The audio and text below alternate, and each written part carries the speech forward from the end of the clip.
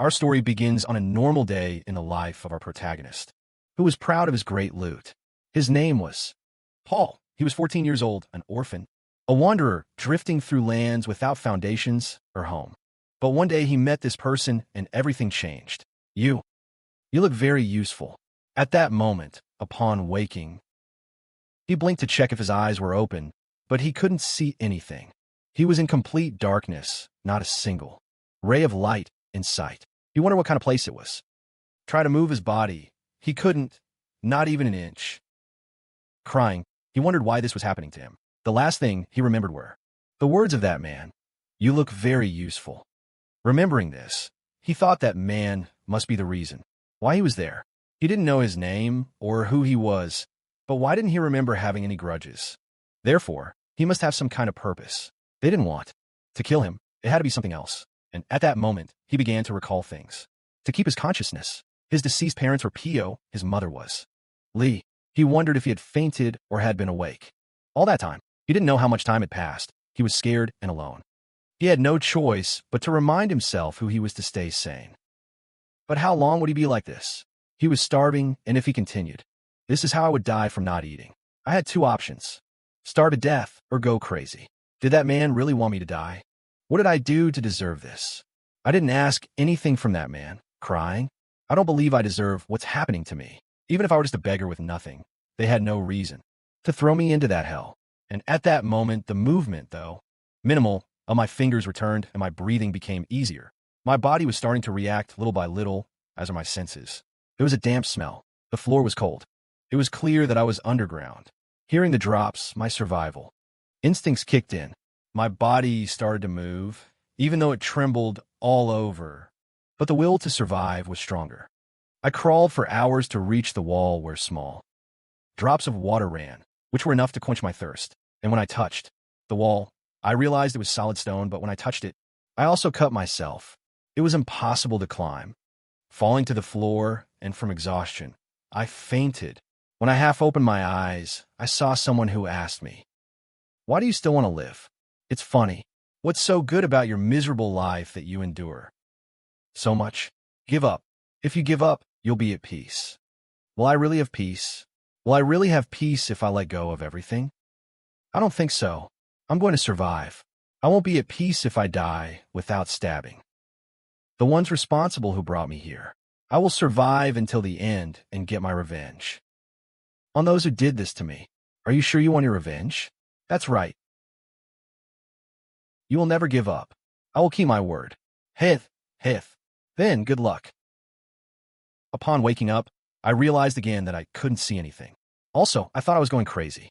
Sitting up, I only had one thing clear: to survive, no matter what happens. Approaching the wall, I knew there were plants growing from the water. I didn't know if they were edible, but I had to eat something. I had to eat to survive. Eating it, I wondered how something could taste so bad, but my body felt fine, so it was edible. He had to eat, even though his foot was garbage. He had the tenacity to survive imprinted in his mind. Then he could walk normally and walked step by step along the walls of his surroundings. According to his calculations, he was in a space approximately 9 by 9 meters, and a sound was heard. An iron door had opened, since it was completely dark. The little light he saw left him blind. He advanced hoping someone would help him, but it closed immediately. He was about to cry out of frustration, but he felt a faint scent. It was the smell of food, rotten fish, tea leaves, probably pork. The meat left was bone. There were at least 5 types of food waste. From that information, he knew that at least 5 people were in that place, 5 people who had captured him for a purpose. But if that was the case, it was possible that not only he was locked up there. It would be very inefficient to make a space like that, just to trap him. Most likely, there were more than 9 people trapped in that place. But he kept wondering if he was still their damn target. He thought he still had plenty of time to think about it. The food was horrible, but for his taste buds that ate mojo, it was almost a feast for him. And so the days passed, at least 4 months passed, since he'd been trapped there. Once a day, they opened a small door to give him food. Except for that act, they didn't say a word. He thought he would go crazy being in a situation like that, but he wasn't wasting time doing nothing. Besides exercising every day, he became able to see a little more around him. He was slowly adapting to that completely dark environment. He could see some things. moving in that underground place. He was surprised to see that so many insects could live in a place like that. He wondered if those were centipedes, but something else crawled toward him. Something wrapped around his arm and bit, injecting all the venom it had. At that moment, the protagonist began to feel as if his whole body. He felt like he was on fire, his entire being burning from the injected poison. It was an immense pain, as if a huge snake was biting him. Over and over again. From so much pain, his body lost consciousness. After a few hours, upon opening his eyes and receiving food, his body reacted instinctively. His will to survive was remarkably inhuman. He kept telling himself he would not die there, no matter what happened. Looking ahead, he was disappointed by the size of his attacker. He couldn't believe he had almost died because of something so small, but a kind of change had occurred in his body due to the detoxification process. Now he could see his surroundings better, and his eyes had turned a reddish color. He found the process fascinating. He had heard stories about people becoming stronger after surviving poisonings. So he wondered if he could take that poison again and thus gain a weapon for his revenge. He let it bite him again. His arm was throbbing again. From all the injected poison and worry questions arose. Should he have done that? Was he going crazy? To the point of letting a snake bite him again? His body felt like it was on fire, but even with that intense heat, it wasn't as bad as the first time. He analyzed the snake. It had eyes adapted to the dark to be an exceptional hunter. It approached silently to its prey, making no mistakes. It didn't intimidate insects that weren't its food. It was intelligent to a degree of extreme survival, and something was happening in the room. Vibrations like those of a metal door were appearing, and when he looked ahead, the door had opened.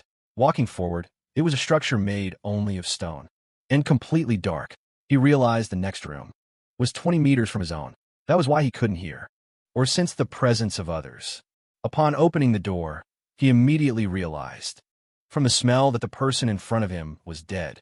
Judging by the physical state, they must have died several weeks ago. And so he checked the other rooms, but they were all the same. Corpses, more corpses, possibly deceased. Many weeks ago, as he walked, he reached the end of the hallway where there was a huge door, but it was not locked, so he could enter. Opening it, he found 2 children, but as he took a step forward, they immediately became alarmed. Paul, seeing the rooms, knew it was the same as the other rooms he had seen, and she asked him. She interrupted him and told him that if he was looking for more people, he was wasting his time. Only the 2 of them remained. Paul knew that their heads were turned toward him, but their eyes did not focus on him. He was probably the only one who could see in the dark. He told them his name was Paul and that he came from the previous room. They were surprised to learn there were more rooms. They introduced themselves as Joe, Wall, and Song. Paul thought they should move forward. There should be more rooms as they walked. They, a little distrustful, followed the orders. When they opened the door, there were many more children. Paul approached to look at the doors. He saw that there were differences. From where he was, there were barely any people who had died of hunger. There were many more plates with food where he came from. He did not know why it was like that, but one thing was clear. He was the only one who survived on his floor. They began to introduce themselves and tell that they too had been captured under the same circumstances as them. As they moved through the darkness, they reached another door. When they opened it, everyone was momentarily blinded. It was the first time they had seen light in 4 months, but it was not outside. They were still underground. They were torches, and in front of them was a structure very similar to a feudal house. But there was no one there. Paul realized that the structure was fragile, as if it had been made quickly. It was like a model, but why? Paul, right? I am Li Min. I will be taking care of you from now on. Were they like this from the beginning? What do you mean? Your red pupils are beautiful. My pupils turned red. It must have been because of the snake. Is it bad if I stand out from the rest? Aren't they slightly red when there's a red torch?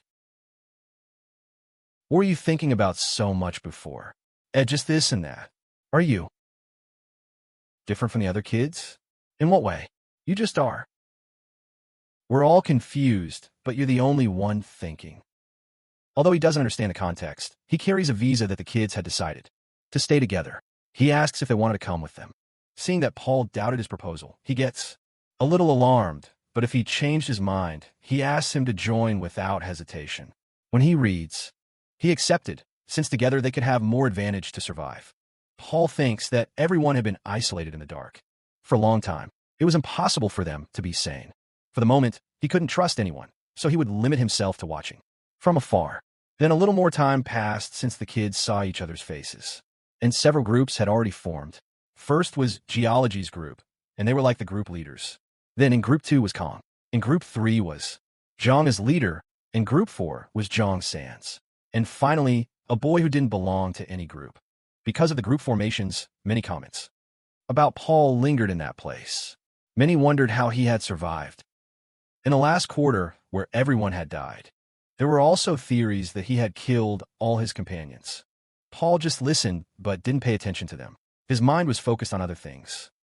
He claimed he was sure that place was built recently, but since there were tons of mold, it meant that underground space had been built a long time ago. Whoever had done that must possess a great amount of wealth, and something was shining on the ceiling. Everyone gathered to see what was happening. It was a huge basket coming down from the highest part of the enclosure. It was full of food. Everyone wanted to eat what the basket carried. They were very happy about the feast they would have, but Joel stopped them. This angered everyone. They had to move. What do they think? But she proposes to distribute everything equally among them. The leaders stepped forward, representing their groups, and accepted the deal, but Paul appeared, since he would take his share. When trying to take it, they stop him. They tell him that rats like him shouldn't take food without their permission. However, Paul pulls his hand away and sticks a finger in his eye, threatening him never to touch him again. Seeing what was happening, the children try to stop him, but seeing that Paul kept doing it, they think he was crazy. It was as if he was watching them, a completely murderous creature. John asked him to let go and had understood. After Paul did that, and clarifies that he was free to take his portion of food. No one could object to that. John cursed him, but Paul threatened him. He should feel free to look for him again, and he would blind him to match the other eye, and so everyone was given their portion of food. Paul understood it immediately from above. All of this was a test to filter the useful children. It had been like that from the beginning, and he was sure it would continue until they met their goals. Many children would die in the process. Y'all arrived asking what he had been doing those days. After his act the other day, many children had left Guyon's group. Paul clarifies that those same children had gone to his group. She is surprised. So she kept her eyes watchful. She thought they weren't interested, because she believes that as long as they show interest in him, he also must do the same. Here she explains that he always ensured the largest amount of food for his group before giving any to her, which is why many trusted her. Without a doubt, she stood out among the others. She also clarifies that she continued being poisoned by the snake. To become stronger, she proposed joining her group. She would keep him safe, but Paul maintained his same stance. Besides, something was about to happen, and just then the food arrived. Everyone had to be alert, but when checking the basket, they didn't understand what was going on. Paul realized it had already started. After that, a boy named Mac, who had joined Geology's group, was the smallest physically in the group, but had endured with pure tenacity. And Mac, that night, was found dead. The group wondered who the hell could have done that, although everyone knew why Mac had died. The reason was simple. He was the weakest. Song wondered who could have done that, but Yeo didn't care. The only thought on his mind was to take revenge on any group. And so a war began. In the end, they found dead the weakest member of the Yosen group, but then, every night that passed, someone appeared dead.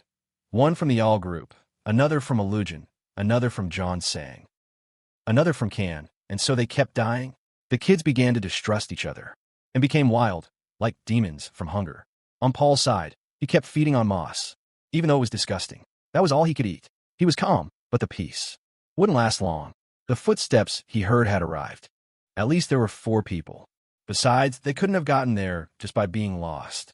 John asked his subordinates if they were sure that Idiot was hiding there. They confirmed. They had seen him with their own eyes. He curses him. He just wanted to find him. After their fight, he had killed 2 people. He was ready for his revenge. And someone screams that something had bitten his leg. He asks them to be careful. There was something there. He yells at it to show itself. Upon seeing it, he demands it release his friend. Paul thinks that at this rate he would become a killer, but he accepted that sooner or later he would have to kill someone. Guyon curses him. He had killed his men by attacking him, but there was no one left. He demands to know where he was, saying he should come out, yelling at him over and over. Paul tells him that this time it wouldn't end with just an injured eye. At that moment, John began begging for his life, swearing eternal loyalty.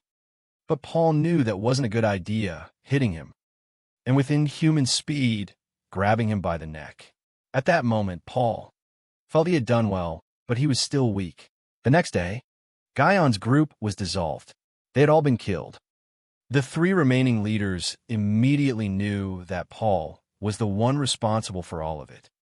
The group leaders wondered how strong he was. They couldn't go against him. The white-haired one had no intention of confronting him. Besides, they had become killers. Since that day, all for food and Paul. He played a card in his favor, since by killing a leader and an entire group, no intelligent being would face him. He told his group not to even come close. Then, one of his subordinates informed them there was a traitor in their group who had gone to Yoel's group. They didn't know how, but he had a potato in his hands. Everyone, upon hearing the word potato, wanted to go recover their food. He thought it couldn't be that simple to kill someone just for a potato, but he ordered everyone to prepare. Upon arriving at the place, indeed, she was about to eat a potato. That caused all the members to turn into demons over a simple potato. Although the leader tried to tell them not to go, they stampeded to kill and steal her food. Seeing this, they ran to escape, but at that moment, he realized that position was extremely disadvantageous for them.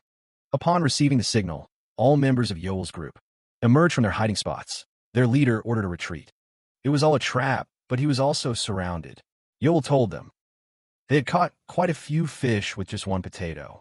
The leader was outraged. He had failed the people who followed him, but he calmed down. He asked her to please take his life instead of his allies, but seeing her refusal, he asked if she would only be satisfied by killing them all. Yoel believed he would have done the same in his position and gave the order to kill them all, while Paul watched everything from above. He thought he understood the situation. In battles, they used the terrain, various tricks, or shortcuts. The reason for that infrastructure was because it was a copy of some existing place. They were trying to get them used to that place, and thus use that knowledge to kill people. If it was what I thought, there was a place with a huge house like that. It must belong to some clan or an influential figure. If someone attacked a mansion like that, there would be many casualties just trying to get in. That's why they were using them. They were simple tools that could be discarded. After being used, they had been thrown into hell and were completely destroying their nature. To create their beloved tools, it was obvious they were being raised to be killers. The next day, the group talked about their wonderful feat of killing others. Meanwhile, Lee just thought that her hands still hadn't been stained with blood. She thought everyone was getting used to killing. It was unthinkable for her to be so calm. Just thinking about the people she had killed made her feel disgusted. She just wanted to get out of that place. Hours later, they were surprised because the food had run out earlier than they were used to. They were happy since there weren't as many mouths to feed. Everyone could eat their corresponding rations. Then, she wondered where Paul was, and there he was, but his frown didn't look friendly at all. She wondered why, but something was happening upstairs. Hooded people were falling from the sky, and for no reason, without saying a word, they started beating all the children who were there. All the children asked why they were doing it. However, they kept hitting and hitting. Paul expected something like this to happen, but he couldn't believe they were using violence from the very beginning. Not even the beasts were trained like that. But in his mind, he only believed in resisting. He couldn't do anything. If he acted, he would draw everyone's attention and had to remain anonymous. Looking ahead, there were 3 people standing. Paul recognized them. Those men were the true commanders of that place, who gave the order to stop. He asked them to call him the first sword, and their lives were his from now on. Everyone was going to be led by him. One of them asked who he thought he was, but at the slightest revelation, his neck was cut. He hadn't allowed them to speak. None of them were supposed to know his location. Then they gathered and reported that they were all infected with cursed poison. And when poisonous organisms are placed in a vessel, they will eat each other until only one remains. And the last one left will be the most potent poison. They also asked who they should pay attention to. The first in their ranking was Yoel, who was the most influential in the group. Then came Changhua and Kong, who also deserved attention. Although they had been overshadowed by Yoel, they had great martial arts senses. And there was also the sole survivor. From Sector Number 1. That was unheard of. Supposedly, no one could survive there. That boy must be someone extraordinary. They had to pay close attention to him. He believed there were a little more than 6 years left, but wondered why his captain had accepted such a request. The mission consisted of an assassination. Duration, 7 years. Reward, 50,000 gold. The next day, the masked man number 3 gave a mission. Whoever reached the flag fastest would receive a 2-hour rest. And on the other hand, whoever arrived last would meet hell. And so the days continued mercilessly. Their days consisted of harsh training to raise them as assassins. If they couldn't endure the training, they simply died. So everyone did their best to survive, to see the outside world. The masked men knew she was going to be the winner. Her leadership, intelligence, and physical skills were above average, but they were more amazed by Paul, since he was just an average guy. But they asked to keep watching him just in case. Then Joe Wall didn't understand why Paul kept reading the Thunder Cultivation if the soldiers had already given the order that they could stop reading it. Also, he was amazed by his good physical condition. Since everyone else was dead tired except him, Paul remembered they'd been given 3 months to learn that technique, which was important to them. This technique had the attribute of rebirthing their body, also feeling key and accumulate internal energy, but Paul believes that the instructors only see this technique as a step for them to feel the key, but he knows that none of them fully understood the technique, since it is not humanly possible to split thunder. However, that does not necessarily refer to the physical, but to thoughts. He is determined to learn that technique completely. He knows he can discover something beyond what everyone sees, but he knows he must never show it to avoid standing out among the others. Days had passed, and everyone was already practicing fighting. Paul had been careful not to show his skills, but Paul asks if he was trying to kill him. The crazy one tells him it was boring to fight with fake moves. Paul, looking around, knows that if anything happened to him, the instructors wouldn't care. He warns him to go all out, or else he would be devoured. He is a little surprised because even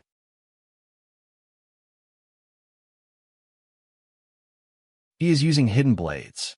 The crazy one admits it. He was good. He should keep it up.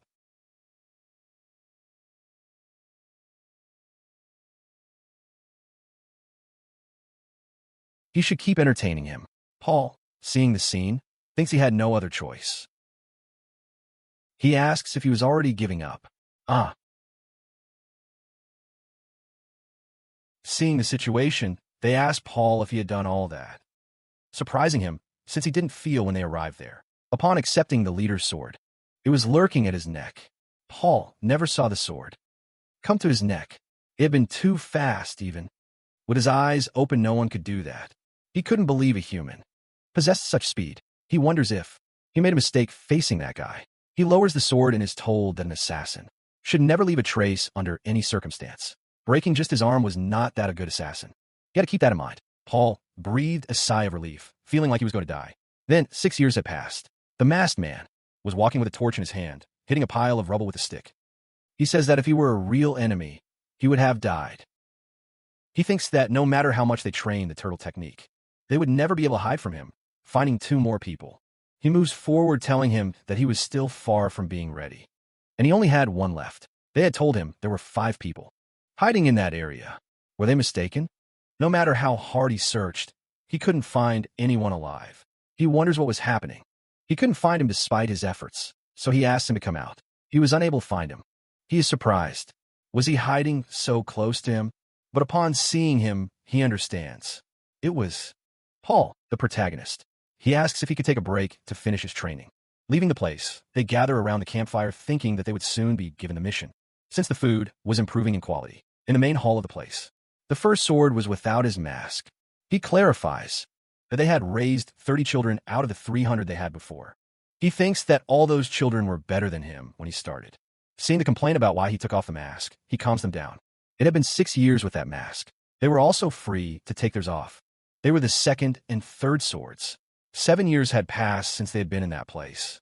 But finally, they were about to leave. They also talk about the categories of the children. These had exceeded their expectations. Some were stronger than the instructors. It was too much waste to discard them after a single use. But they still had no choice. That had been the condition for that mission, and it was time to begin. The final stage of the mission, placing a book on the table. After a while, everyone was gathered. They are informed that 3 of them could learn that martial art technique, but the other 27 would have to assassinate the 3 who had learned it.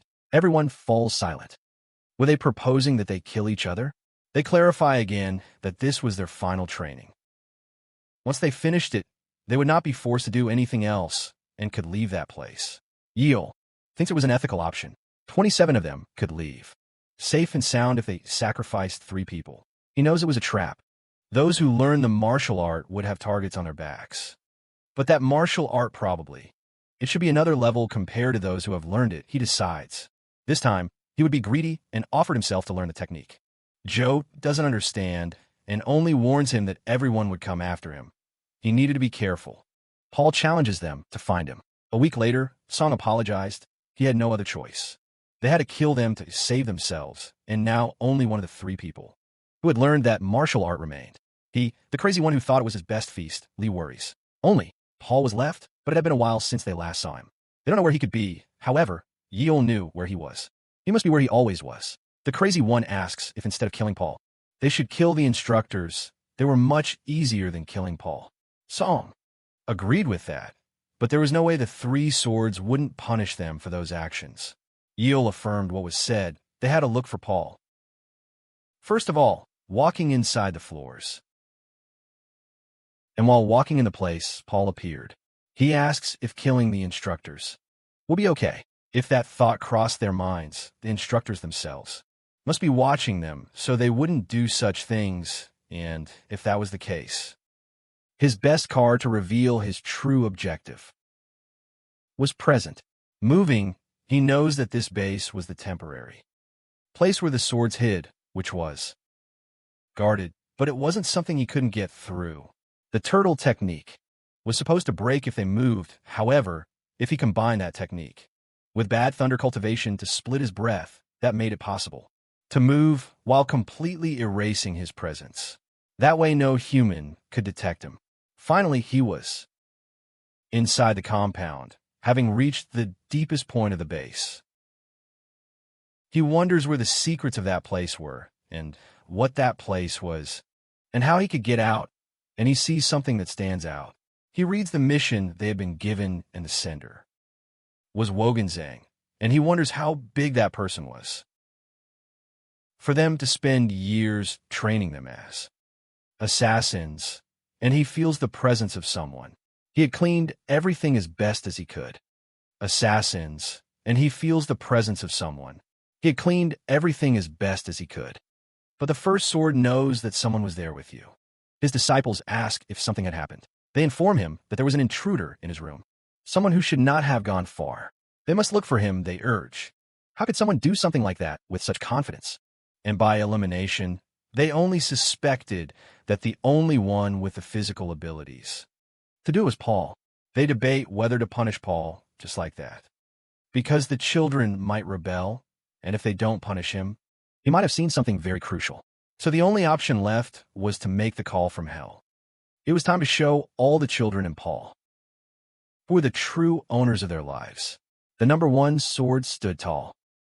The children didn't know where Paul was. They had searched and found nothing. In the distance, a horrifying melody sounded. Everyone gradually felt a pain in their hearts. This pain only increased over time. Everyone cried and begged for help for what was happening to their bodies. Paul, seeing Lee, knows that they had activated the restriction. It was a sharp ringing in the ear, and those kids were suffering, but it was only a slight pain in the ear for him. He wonders why it didn't affect him. He needed to find out, placing his internal energy to lessen Lee's pain. He wonders why it didn't affect him, since he had eaten the same food, had the same martial techniques, but then he remembers. Could it be the poison? It made sense, but how had they awakened the poison? Dormant in everyone? It was impossible to activate a poison just by hearing it. So he proposes another hypothesis, that of a poisonous insect. And someone was shouting. The masked ones were checking the bodies. Paul wonders if he should run, but he denies it. If he did that, they could find out he was resistant to the poison. He had to keep doing the usual, pretending he was just like the other children. The masked one, seeing Paul, he shouts that he had found it. The sword with a furious aura. He sheaths his sword and stabs the protagonist in the shoulder. He asks what he saw. In his room, he admires him. He had hidden his abilities well. But nuisances like him should be killed, though the second sword stops him. Paul was an expert in infiltration. They were going to need him for the mission they were given. Also, if he was exposed, they could manipulate him with the call of hell. He ends up accepting and orders them to give the antidote to all the children. He yells that they had all suffered because of Paul. He had meddled where he shouldn't have, and if anyone did something like that or similar, or disobeyed his orders, they would do the same again. Later, Paul is training in his old room, remembering the words. He confirms it was the poison of the restriction they had placed on them. These three were looking for Paul. They think about how disgusting that place was. They didn't understand why Paul was still around those places, but isolating himself was normal. From the sword's words, he must have thought all the children hated him. The crazy one asks where the hell he was, but Paul appeared, scaring them. He was a damn lunatic. He should have warned before showing up like that, but he asked them what's going on. They just wanted to talk about the restriction. They were sure he knew something about it, since he wasn't there, but when they regained consciousness, he was there out of nowhere. That only meant one thing. The melody didn't affect him. Lee, upon hearing that, remembers that someone touched his back and eased his pain for a few seconds. And seeing their arguments, Paul accepted it. He knew exactly what kind of restriction they had placed on them. Joel demands that he tell them, but Paul calms him. He asks why he should tell him. He got no benefit. Upon hearing the word comrade, he doesn't understand them. Comrades don't chase or attack each other, and the crazy one laughs. If that were so, he asked him to be his comrade, swearing his loyalty forever. Besides, they had no reason to say no. He only won. His comrade, swearing eternal loyalty to him. Besides, they had no reason to say no. He only gained having a friend like him, and if they ever managed to get out of there and regain their freedom, he should visit him in his city. He would help him with anything he wanted. And Jill also joined in the words, as did Kelly, but she spoke in a more flirtatious tone. Paul, upon hearing that, told them it was because of the curse's poison. Everyone had been poisoned by a type of organism, and he had not been affected, since he was resistant to the poison. Paul said that the more they could save, the better their chances of getting out of there. And so they said their goodbyes, but Lee was in front of him. She said to him, Lee Sealman. Although the protagonist did not know why, she clarified that was her real name. If they ever met again in the future, she would like him to call her that. The next day, they received important news. Yeol was ordered to take charge, and they were going to leave the cave. After leaving, they had to exit through the 6th. In his mind, he knew those kids were strong, but his goal was a martial artist with the greatest talent in the city. He wished them luck because it was no longer his concern. Everyone was happy. They would finally leave that cursed place. And so Jill gave orders to everyone. He also said that Lee had removed the poison from most of them, and so everyone climbed into the basket. The light of freedom was above them, but Paul realized that the light was going to be too intense for their eyes. Tearing a piece of cloth, he shouted to everyone to cover their eyes, or else they would go blind. As they began to exit, their eyes burned. The light was too strong. The unknown person said they had prepared some who were indeed useful. They were sure the requester would be satisfied, but Paul understood immediately. His voice and presence sounded like those of a high-ranking official. That man must be the captain of the Phantom Group. Everyone had been loaded onto the carriages. After hours of traveling, that was the place where they were going to live. But they must not let their guard down, as they were warned that if there were slackers in their squad, they would be killed. After 7 years, Paul and the children were able to wash themselves. They felt the moonlight, the wind, the refreshing water. It was a dream for them. Finally, they had escaped that hell. Everyone was immensely happy. Even seeing a flower made them cry. But their happiness always had limits. They were informed that they would be given weapons to use in their upcoming mission in the Visa Clara district. In the Great Moon Palace, the captain was with the leader of the swords, who thanked him for his hard work. After much talk, the sword leader believed the kids were unique. He didn't think they would waste them just like that, but he knew. He felt very sorry to throw away talents so easily, but still, nothing else could be done. Their relationship with them ended there. They asked about the requester. He laughed. He didn't know who had requested that mission either, and there was no reason to find out. They just had to pay attention to the payment. Their clan had to grow through missions. If they completed that mission, their Blood Ghost clan would gain even more power, and over time, they could position themselves as a great assassin clan, with the possibility of facing the Yinzu assassins, the White Spirit Lotuses. Paul, for his part, looked at the weapons they had been given. They asked him what he was thinking, or was he nervous about the mission? Paul felt it. He was a little nervous, but they challenged him. He was lying again. Everyone knew he was the most capable. Paul now believed he was nervous. He was talking a lot to be in a situation like that, but he denied it. Clearly, he wasn't nervous. The only thing he wanted to do at that moment was complete the mission. He felt he could be rewarded for all the suffering by breaking someone else's neck. And at that moment, they asked them to leave with the weapons they had been provided. They were ordered to go stealthily to a place. Upon hearing the order, Paul transformed. He had finally stepped into the moonlight. Everyone ran under the instructor's command, who believed they were following very well without falling behind. The older brothers had clearly raised them well. He thought it was a real waste. Those kids were no match for the regular members. And he asked them to stop. They had to hide there. Their target was on that mountain. If they climbed the mountain with their instructions, they would find a mansion identical to the one they had been locked in for 7 years.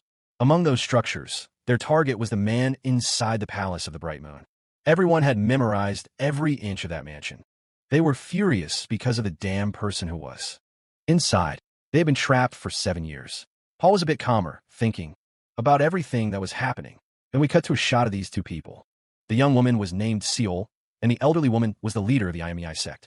She believed that Seol resented her because she had betrothed her in marriage to form an alliance. Seol denied it. Her life had been very good. It was her duty as a disciple to lack joys. She got angry. She had to remember that she had saved her. Before, she was just a street beggar. She fed her, bathed her, and taught her martial arts. If it weren't for her, she would be nothing. She apologizes. She didn't mean to sound that way. She would follow her master's will. Without saying anything, she shouldn't get angry. It was bad for her health. The elderly woman asked her to give her the answer as soon as possible, or else the plan they had been designing for 7 years would be destroyed. She only accepted. She had no say. Her will was rooted in her, and someone ran toward the leader shouting. They had received news from Kenshin. They had been given the proposal they wanted. The elderly woman couldn't believe it. It had finally worked. Looking at Seol, she entrusted her sect to her. Now everything depended on her, although inside she thought it was a shame. She was too talented. She wished she were the true successor. But now they would only use her as a political tool. The apology asked her master what they will do with the plan B they had. The assassins were still hiding underground. Paul didn't know how much time had passed, but the order was to go out at nightfall to carry out the mission. Although he was grateful to be like this, he was more used to being underground. But with his senses, he felt that something was wrong. He had a bad feeling, and a comrade is pierced by a spear. He doesn't understand what was happening. The man with the spear raised his great prize joyfully. He claimed it was true that there were assassins hiding in that place. But how dare they hide in his mountain? He orders everyone to find and kill all the infiltrated assassins in the area. Paul knows they were at a disadvantage. They had to retreat, and everyone took off running. Following Paul's order, he asked them to scatter. They would meet again when they were safe. But the sect members were not willing to let him go. Under no circumstances were they to pursue them, but their leader, with his superhuman strength, threw his spear, asking for more to throw another and another. And another. Only one assassin neighbor remained. Those present didn't know what that had been, but when they turned to see the spear, all their necks were broken. The squad leader expressed. It was interesting, shouting at everyone that they had to track down that damn rat. None of them were to be left alive. Paul understood the situation. He couldn't face all of them. He had to get out of there and ran for his life. He wondered how they had found out where they were hiding. They hadn't encountered anyone, nor had they been pursued. Remembering the big guy's words, he deduced that someone had leaked their information. But who had leaked it? And now that he thought about it, he didn't see the masked ones nor the swords. It was clear they had retreated before the ambush. That must have been the condition of the destruction, evidence of the letter. And hundreds of arrows rained down on him. Although he dodged them, 2 pierced his left shoulder. But he kept running and kept thinking about why they didn't want him to complete the mission. There must have been some conflict in his group or during the mission. Some conflict must have occurred in his group or during the mission. He doesn't understand anything. The only thing he knows is that the ghost group had abandoned them, and if that was the case, he had to survive. The pawn curses him. He was too good at hiding. He should have escaped, but everyone was shouting that they had found him. They had to catch him. Feeling cornered, Paul has no choice but to jump into the water, and now he was about 600 meters to the north. As he follows the path, he notices blood in some spots which seem like a code from someone injured. The searchers say they had to look carefully since the injured person couldn't have gone far. Paul can't understand it. It was a huge trap for them, because judging by the searchers' uniforms, at least 7 clans were involved in his home, and he feels a huge presence that he manages to dodge. Lee, is that you, Paul? I'm so glad to see you. She's badly hurt. At this rate. Where are the others? Most are dead, even Yeol and Sun. I don't know what happened to them. We all scattered. They stayed and fought to the end to save as many people as they could. Lee, you're going to die soon, I know. Aren't you scared? You don't want to live. Can you save me? No, I'm sorry. That's why I gave up. I already know the state of my body. But I'm relieved. I won't have to die alone. Will you stay with me until the end? Yes. I'll be here. I guess it ended this way after all we went through to survive. We don't have to die like this because they did this to us. Someone I don't even know control my life and force me to be trampled by a power that has no rival. I hope they feel the same way I do one day. Hurt and horrible is because of Gonzalez, who... Our assassination target was a man named Gonzalez. From the Kenshin sect, someone asked the blood group to kill him, and we were kidnapped and raised as assassins for 7 years. As a result, and now that we've become useless, they're trying to erase us from their core. I designed a plan, but only if I survive, I can find the one who messed with our lives. I will find him and take our revenge. Even if it's the last thing I do. I see, I knew you would. Pool, I want you to survive. You can call me by my name, Lee Mean. My real name is Lesealman. Thank you. I wanted to hear that from you. I don't know who planned all this, but I will wipe them off the face of the earth. Then the chiefs report that it was impossible for them to survive. They were very sorry for raising excellent assassins for 7 years.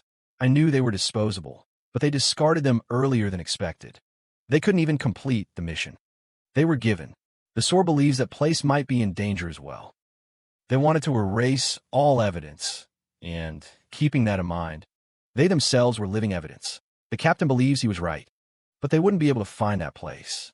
He asks if he really didn't know the identity of the requester. He states that even though he could know, immediately, there was a line that had to be respected.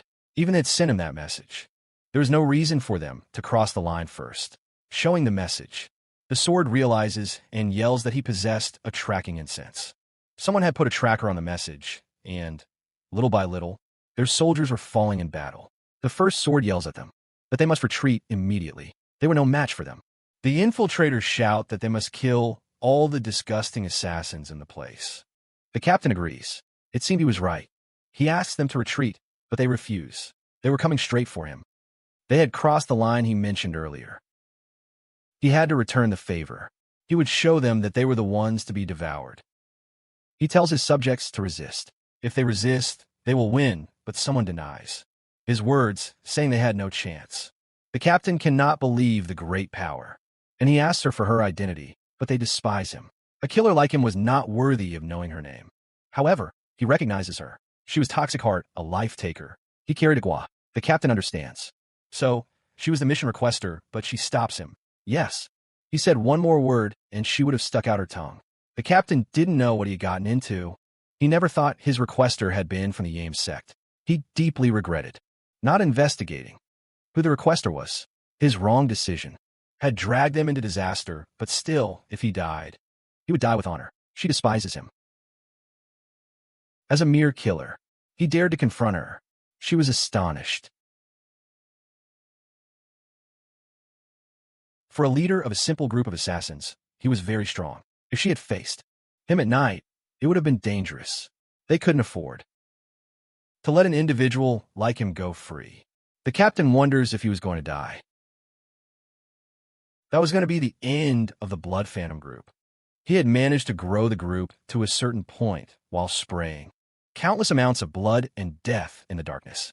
He thought they would reach the other white spiritual, the group that even the Gansu members had avoided, but he assumed everything ended there.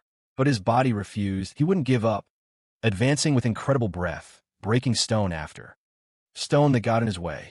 But a leg was cut off. He complains how someone could interfere in his battle, neglecting his perception and receiving the attack head-on. His subordinates saw their captain fall, but they weren't even allowed to feel sadness. The monks went out looking for them. Zhonghua greeted her master. She scolds him and asks why he took so long subduing some simple assassins. The captain recognizes her, curses her. How could the Mei sect do that to the Phantom group? Their request had been reckless. They were worse than beasts. They had dared to betray the elder. He didn't understand what she was talking about.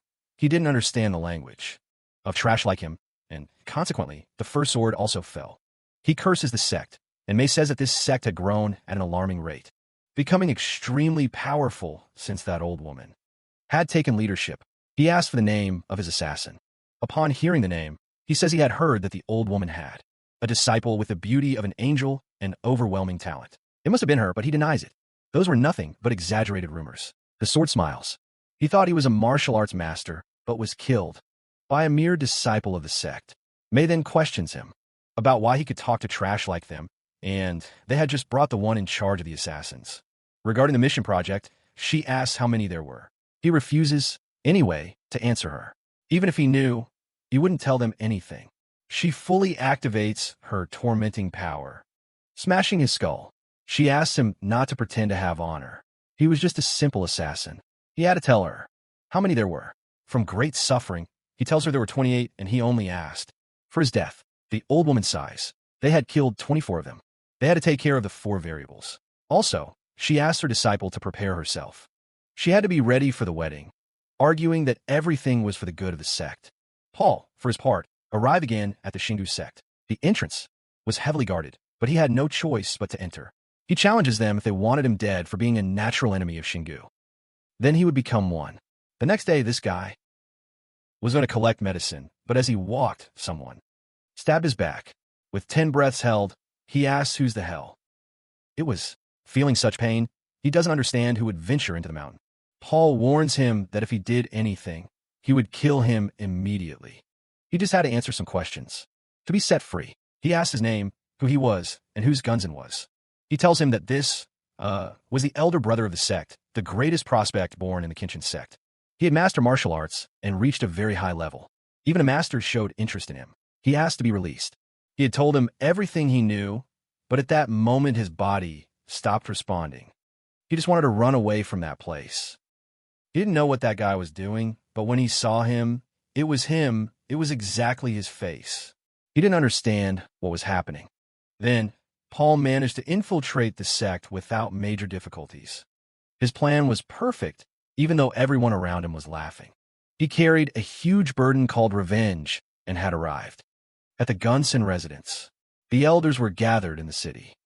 They informed the sect leader Kenshin that the tracking of the assassins was nearing its end. He didn't understand how they dared to do something like that. The younger brother thought it was unacceptable, but surely it had been planned by someone else. That's why they had sent some disciples to gather more information. Kenshin's great sword cursed them. He didn't know who it had been, but it was unforgivable. Again, and they told the story of the war between demons and heaven. At the moment of danger, when Hyangu was about to be conquered by demonic forces, the notable martial artists formed an alliance with the will of heaven, which included the Shaolin Temple, the Gundam sect, and the Mountain sect, who achieved great feats and regained their former glory. However, those who sealed their doors and did not participate, like their sect or the Mei sect, had gained the void and were incomparable to them today. That's why the leader asked them not to focus on mere assassins. They had to stay focused on their goal. The younger brother requested discretion. If everyone followed the plan, they would be able to catch them within 10 years. The older brother laughed. It was incredible, always so reliable. Besides being magnificent, his son had been blessed with talent. They asked how Gunzang was doing. They said he had been isolated to focus on his training and apologized for not being able to raise his son well. The brother reassured him. No matter what society said, his son possessed true talent. If he had been raised well, he wouldn't fall behind the successors. And everyone agreed, except the leader. He had heard about the marriage proposal. He accepted. They said yes. The marriage with the sixth email, but he still had some concerns. The old woman of the sixth email was desperate to catch up with the sect. Kinshin, and if Gunson married, they could be devoured by her. That's why he had rejected the proposal for 7 years, but they had no other choice. They couldn't keep being enemies on that small land. Returning to Paul, he was ready to enter. He knew where to enter, but he encountered guards, so he decided to wait until night. Upon entering, he knew he wasn't on the top floor nor the middle one. He remembered the crack and started looking for it. Upon reaching the room, it was full of swords with a white-haired man and a woman beside him. Paul knew just by looking that he was Gunze. Moreover, just by his presence, he knew he was stronger than the captain of the Blood Phantom group. He was a being of a totally different league. However, he was still human. If struck in a fatal spot, he would die like everyone else. Passing a thread toward him, but upon feeling the thread on his neck, Paul wakes up. He manages to wrap it around his neck, pulling him up, but he manages to cut it to free himself. He asks whose it was. Paul felt like he was losing consciousness just trying to block him. He wonders how he could do something like that with empty hands. At that moment, he just wanted to get out of there. Gunson admitted he was skilled. He asked who the hell sent him. Was it the father of that damn bitch? They say, into him. Learning martial arts was very easy, although not as fun as it was easy. That's why he started taking interest in women. He slept with many women. However, that woman was a mistake. It was nothing more than a drunken mistake. He recognized his mistake, but never believed she would commit suicide. He wondered and asked why he had to spend a whole year training in isolation. He asked again if the father of that bitch sent him. Just because she died, Paul did not understand what his power was talking about. It was overwhelming. Every ounce of energy it leaked was tormenting, as if he were wrapped in thousands of blades, gunmen.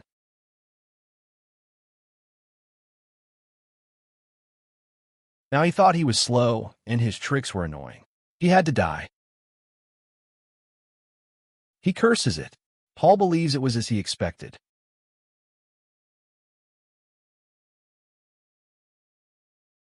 It had not worked. He had no choice but to keep attacking. He attacks. Kimchi's secret technique, 72 sword waves. It was time to leave. His damn tricks behind. Now he really had to say goodbye. Paul, seeing that, remembers the skill from the book they had given him and activates his knowledge. He does not understand it. How could someone like him be blocking something like that? That technique was a secret art of his sect because he believes he learned that technique. Because he did not want to die, although he did not master it like he had the confidence to live. He tells him that he found him.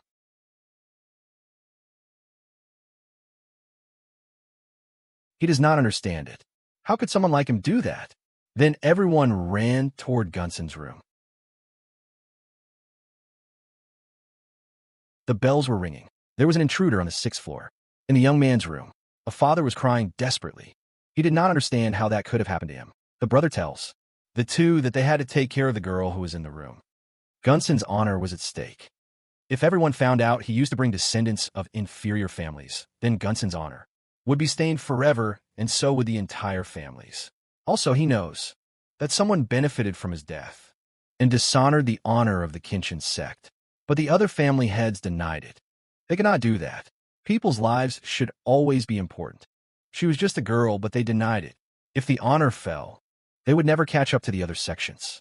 The younger brother stood up with his sword in hand. Seeing the woman's teary eyes, he apologizes, but as a member of the 6th, he had to understand what he was going to do, even though she begged for his life. It was taken away. The leader shouted at him. What the hell?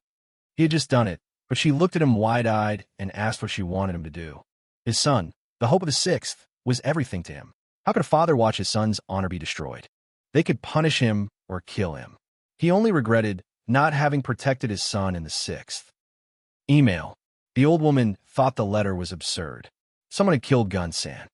She wondered how that could have happened. It was damn crazy. They had been trying to get rid of all the assassins, but they had still gotten inside where Gun-san was. Finally, they had accepted the proposal. That was why they didn't want him dead. But now all their plans had turned to ashes. If the marriage had taken place in 10 years, they would have successfully dominated the plan to control the sect, Kinshin, but now the six had requested their support. They had to go offer condolences and join the search immediately. He tells his disciple she must be very happy because her wedding was canceled, but she denied it. No one could be happy about the death of their husband. In a field, someone was walking singing. This guy was happy as could be, but the guards stopped him. They couldn't let anyone pass. They were looking for a fugitive assassin, but he excused himself because he was just a worker. After much talking, they let him pass, but upon seeing something, they stopped him. They asked why his blade was clean if he had been cutting grass. Anyone who was working should have a worn blade. Seeing his nervousness, they shouted that he was the suspect, launching a flare into the sky, and indeed it was Paul. The guards rushed to capture him. Paul, after defeating them, threatened them and asked whose old master she was. They told him she was the master of Brilliance, the leader of the Maze sect. She had ordered them, not only them, but the entire Kinshin sect, to catch the assassins. No matter the reason. Although they used to hate each other, now they had an alliance. He didn't understand exactly why, but those were the orders from their leaders. Paul accepted the information and analyzed who it could be, someone who knew Gonzalez, and also felt inferior to him, someone who had the patience to invest 7 years, someone who had enough wealth to put up a huge amount of money. In the plan, someone who knew the Kinshin base clearly had to be her. The soldiers arrived to capture him. The other laughed because it was his end, but he was beheaded. He gets up with the thought of defeating the damn old woman who made him go through that hell. Then, they report that the assassin had passed through the martial artists and was still escaping. She thinks he was getting stronger as time went by. She doesn't understand how a simple assassin could be so outstanding and orders them to chase him at all costs, but they refused. They couldn't capture him that way. Seol knew that being was strong, so they couldn't catch him by chasing him. They had to know where he would go and look for him there. According to her information, he had been locked underground, so naturally he would go there, to the place where he belonged. She, although reluctantly, accepts it. They would go first to wait for him instead of chasing him. The sect members rode their horses at full speed to try to capture him. Paul didn't know if he could run much longer because of his wound. However, he was very close, but he could lose them. He didn't understand why. They predicted where he would go. He thinks that at that pace, he would be in great danger. As he advanced, he realized that no one was following him anymore. He thought they had given up, but an explosion blew up behind him. The brother apologized. He was trying to make his way through, but he couldn't control himself. He asked that they capture the assassin alive. The woman spotted him. It was her chance. He had to die. The brother was glad the assassin was alive, but if she kept attacking like that, she would clearly kill him. She expressed her displeasure. She ordered everyone to go after him. They had found the entrance to the basement they had talked about. They never thought something like that really existed. Everyone had to climb down the rope, capture him alive. They had to extract as much information as possible. The squad leader ordered them to go down. Likewise, they had to find him first and kill him immediately.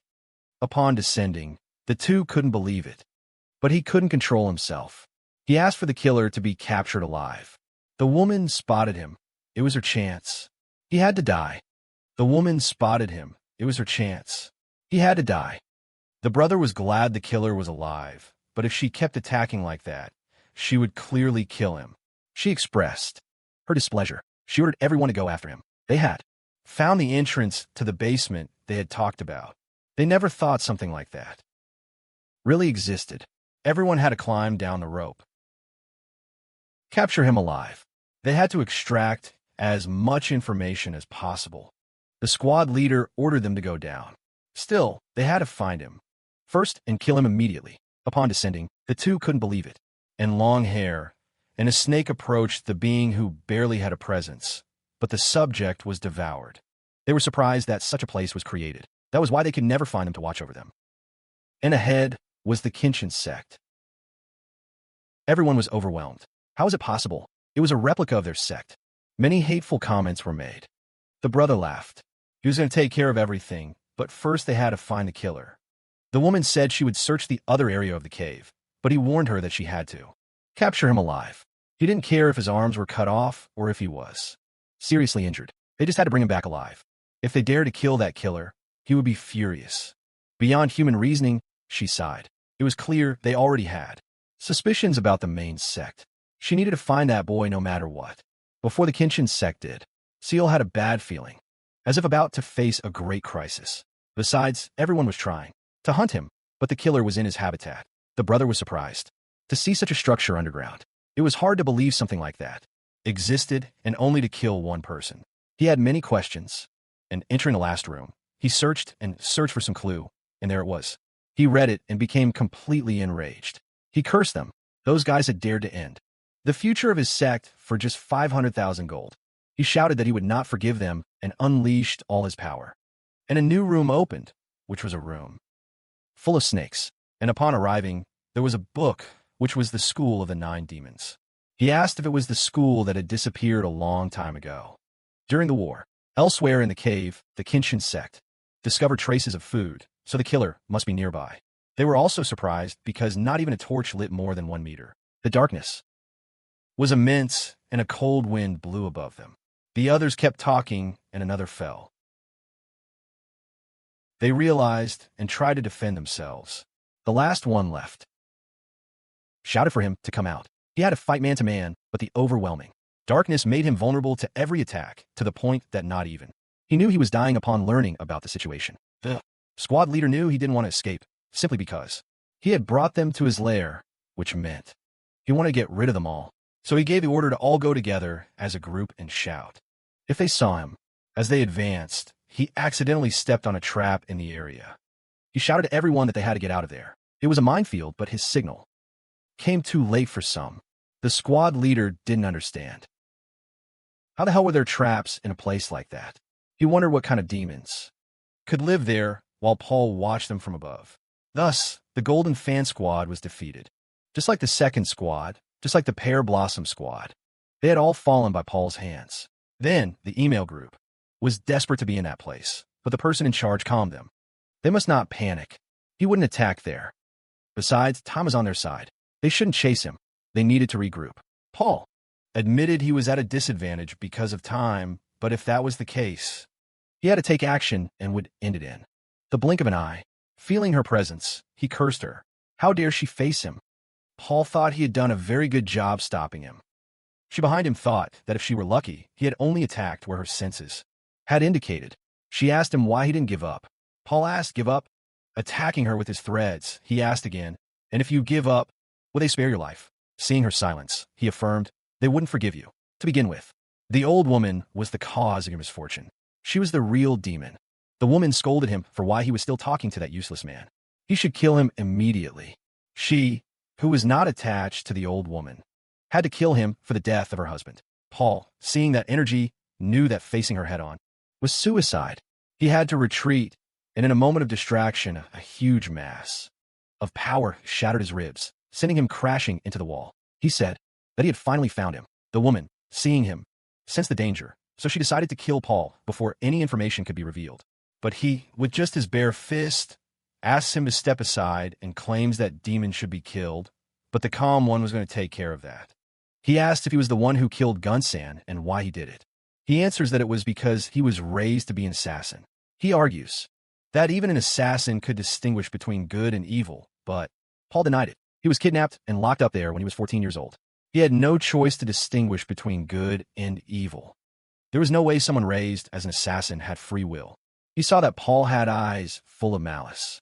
He was sure he would have become a talented student if he had been raised well. He shows him the letter and asks if he knew who had given the mission. Paul had a guess. Laughing, he thought he also knew who it could be. That's why they stopped him when they tried to assassinate him. He just gives a cold look to the woman, and his subordinates came running to see if their leader was still alive, and upon telling them that his other disciples had been killed, their eyes light up.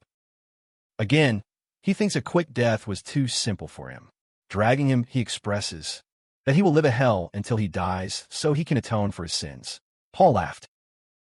He spent 7 years in hell. Upon arriving at the place, he asks if he regretted it. But seeing that smile, he again believes there was no salvation for him.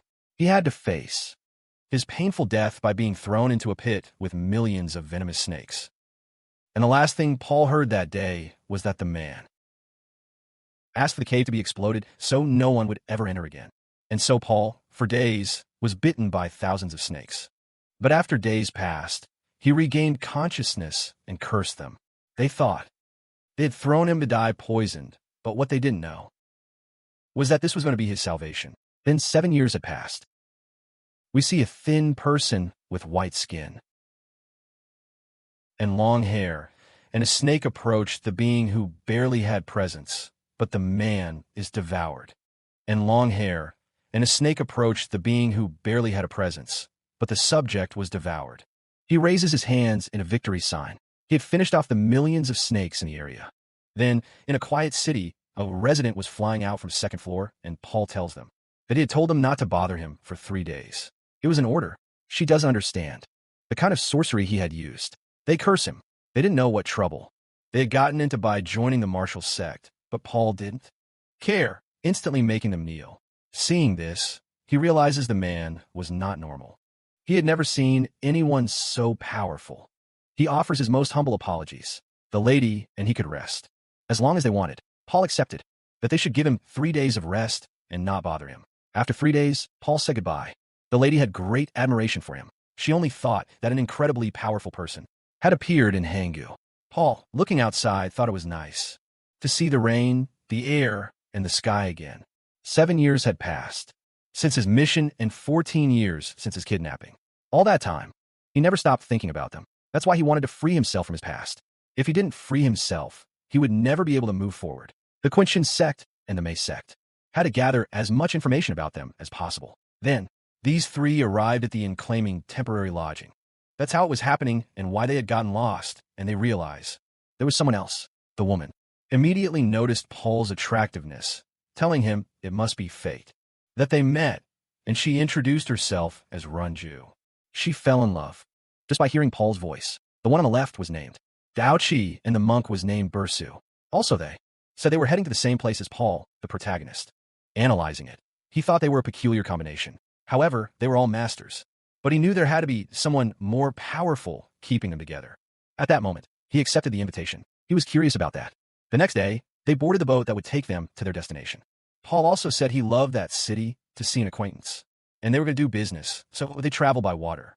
The woman kept flirting with Paul the whole time, although it is clarified that it was always the same, but she never fell in love. She always did it for her own benefit. Also, due to a small fight, a pirate ship approached. We are informed that they are mercenaries and work for money. That is why they were going to that city. The monk then leaps and shows all his power. Paul and Runju remained seated, although he called them lazy. He knew that because of their lack of reaction and calmness, they had to be strong. Paul, on his part, upon looking into her eyes, knew she had gone through many torments. She, seeing his lack of reaction to her flirting, scolds him, but Paul tells her that he would not be with someone poisonous, no matter how pretty she was. She changes her expression, but returns to normal and tells him that then she did think he was pretty given the situation. Paul knew they were mercenaries, but they were very arrogant, showing off their skills just like that. He also wondered if Chengdu was going through conflicts and needing strength, although his mind only warned Kenshin and Iamei to prepare themselves. Then, upon arrival, they separated for the moment because Paul had a place to go before heading to the city. Upon arriving at the village, he entered a kind of tavern where he sought lodging and food, but everyone saw him as a beautiful woman or a very classy person, and one approached asking if he was a man. He had bet with his companions that if he was a girl dressed as a man, he would receive 2 silver coins. When he affirmed he was a man, the other did not agree. Wanted to confirm it for himself, but a toothpick was stuck in his eye. He said that if he could not see what was right in front of his eyes, he was not lucky enough to see. Everyone seeing the act stood from their seats to avenge their companion, but Paul, with simple movements, killed them all. Then these 3 arrived at the city, and Rinju was happy to see her dear captain. His name was was happy to see his dear captain. His name was Hank Murray, the captain of the Black Cloud Corps. Everyone was very happy to have reunited. After much conversation, they clarified that the Aimoi and Kinshin sects had been in conflict for 7 years. No one knew the reason, but there were multiple clashes between martial artists and battles. In recent years, that was the conflict between the two largest sects in Shirhuan. Because of this, it led to the division of the country, and that was why a massive clash of forces was about to happen. But the important thing was not that. The important thing was that they had the chance to fulfill the captain's dream. Then, Paul asked the owner where he could go to better find out about the country's disputes, and he sends him to the Red Dragon Hall. This was a place affiliated with the army, so they could answer the questions he had. Paul, after taking a few steps, was surprised by the metallic sound that young man was making. They were clear and perfect. Someone shouted at him asking what he was doing, scolding him, since he had been told he couldn't use the hammers, hitting him again and again for disobeying, repeating that he was forbidden to enter there again. He had to do his assigned tasks. Seeing Paul, he treated him gently as a potential customer. Seeing that Paul was interested, he explained that the young man was a descendant of the Tank clan. This clan had fallen into ruin because it had sided with the demon cult a long time ago. Due to the demon cult's defeat, that clan gradually withered, falling into ruins.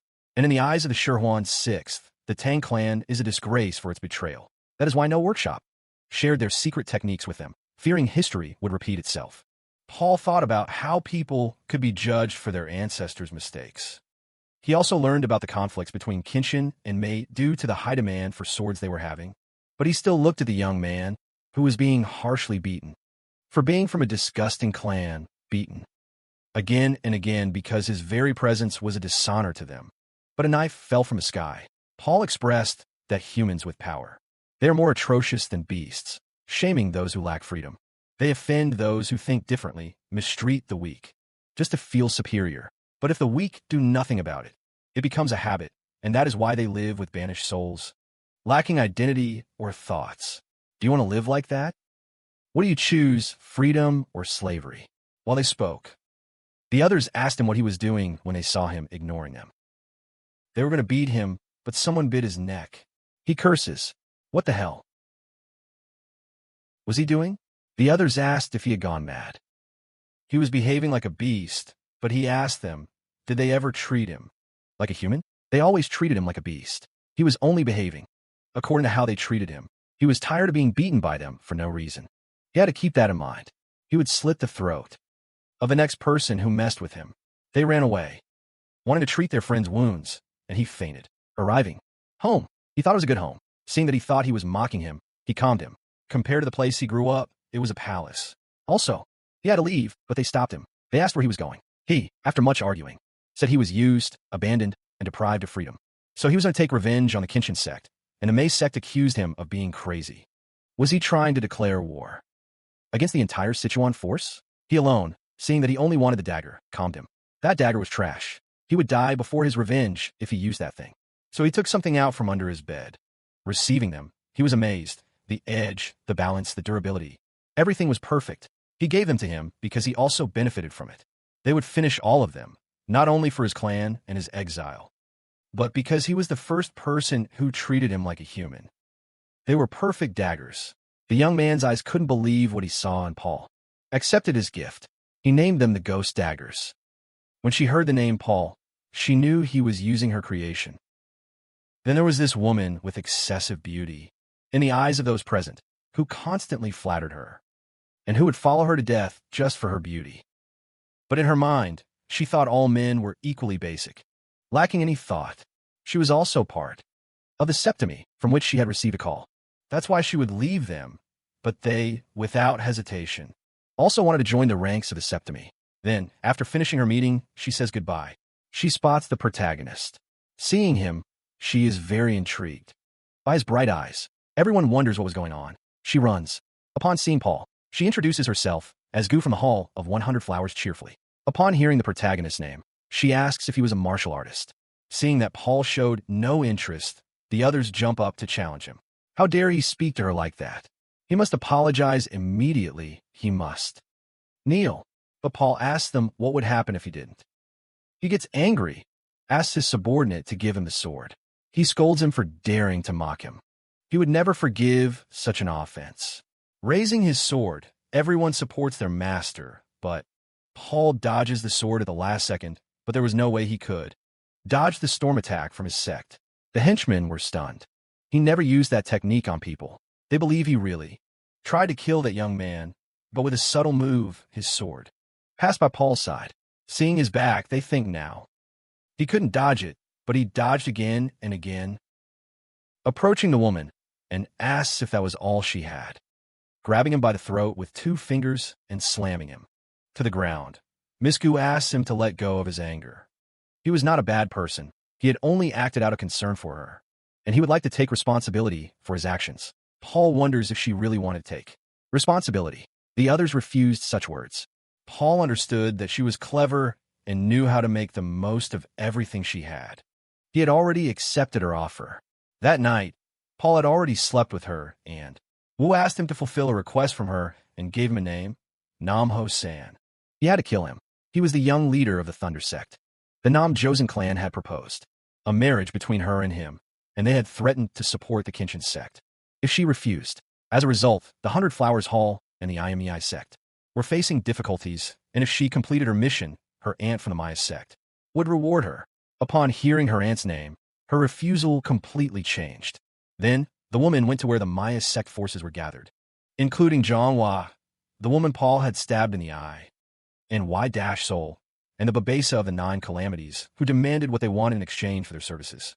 They wanted 500,000 gold. Those present completely refused, because of the amount, believing it was an insult to show up there demanding such terms, but she silenced them with just one shout.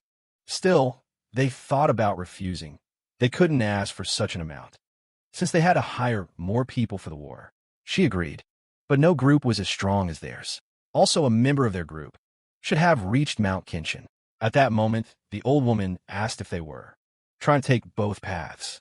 She considered it impertinent, spreading her overwhelming presence throughout the room. She demanded honesty from them. There was no way they thought she would give them that amount. They had to state their true price. She thought they were a spirit never seen before, but he clarified that they were still wanderers selling their strength to the highest bidder. She thought they were clever, so she sent the one-eyed woman on that mission. Then, the captain wondered if everyone was okay. He thought it was exhausting to walk a tightrope between the Maya and Kenshin sects, and just then the disciple arrived, telling him that he had met Paul and had seen him in the city. The captain was not completely convinced. That man was strange to him. The captain wasn't fully convinced. That man was strange to him. His senses warned him, but he wanted to meet him, since he had no clan, and they told him he seemed very strong. And just then Runju arrived, the people from the Maya sect. He introduced himself and showed his greetings. They did the same, and the negotiations began. Upon entering, he became agitated. Did they want trade rights? Beyond the Great Wall, that was more than they asked for in money, but he denied it, since if the Maya sect became the ruler, they would have the power to give that order. This made her furious, to the point of breaking the table in her displeasure at his refusal of the trade request and the money request. Then they want to help in, settling near a western plateau, and there at last, they revealed their plan. They had always aimed for that. He smiled. They just wanted a place for some wanderers like them, in a place very far from there. She thought about a lot, since if they were set free, in the future they could become a nuisance, but if they were used as shields in battle, only a few would remain, and there would be no major problems. And, thanks to that thought, she agreed, and so they signed their contract, and Runju arrived shouting at full speed that there was urgent news. He scolded her without caring what was happening. They couldn't interfere like that. But they told him that the young leader of the Thunder Clan had been killed in the afternoon on Kenshin Mountain. The Thunder Clan arrived at their doors. They didn't understand why they were there. Also, everyone was armed. The leader of the Thunder Clan demanded explanations. Seeing their ineptitude, he wanted to know why they had done that.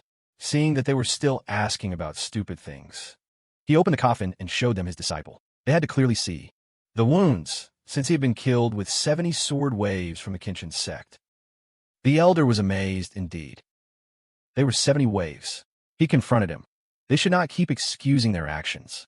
The only possible cause of death was from his 6th, but inside he thought that they were beginning to support the 100 Flowers sect. They were sure they had found out, and they sent a warning because of that. Seeing that they calmed him down only made him angrier, and he deliberately demanded the appropriate explanations. Otherwise, he would take revenge with his own hands. Those words radiated power. The brother accused him of how he dared to come to their sect, slander their principles, and threaten their leader. Although the leader tried to stop him, it was already too late. Calm in the storm, the leader asked him to calm down. But he could not do that. They would only become the laughingstock of everyone if they gave it importance. The leader thought his brother had changed, had become much more impulsive. The leader, hurt, asked them if the Kenshin sect acted like that, only using force to suppress their form of objection. He asked his subordinates to speak with the clan leader when he woke up and to give the warriors a place to stay. And he asked Cheonjeev to take care of the situation.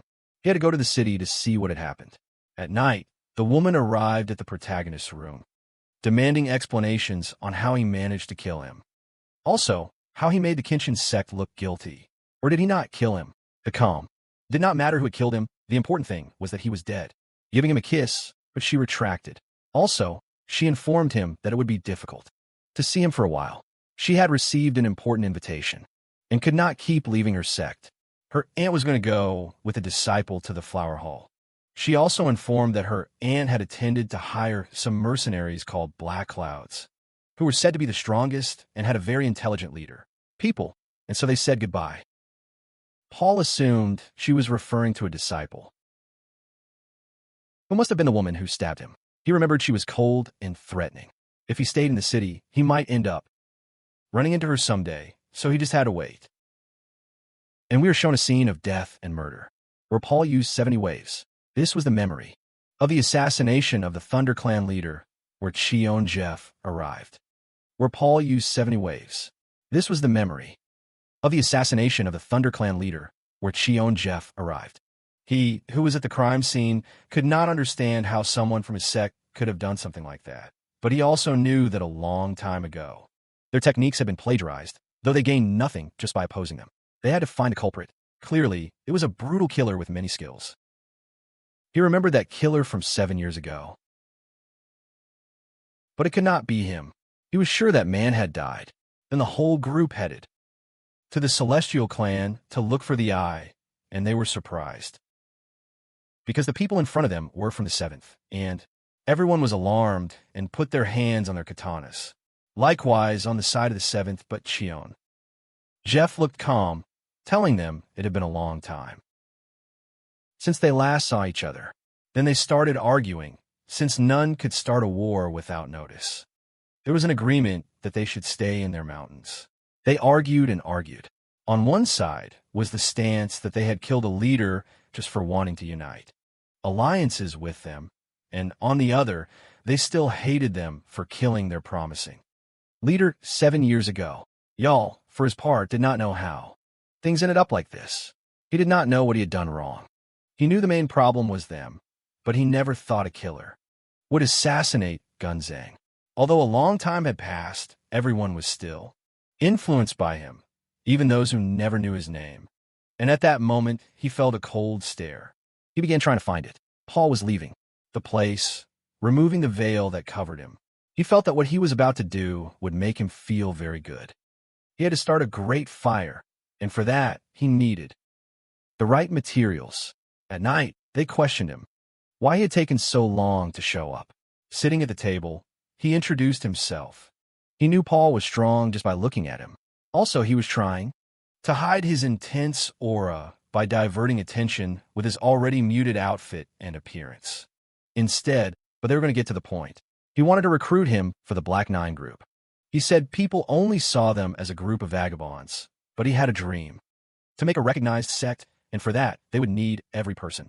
To make a recognized sect, and for that, they would need every person capable of fighting. His offer was made. He could set his conditions and even offer her a rank. The others wondered how he would respond, but Paul thought that it was not a very attractive offer. The other apologized. He was just taken by surprise.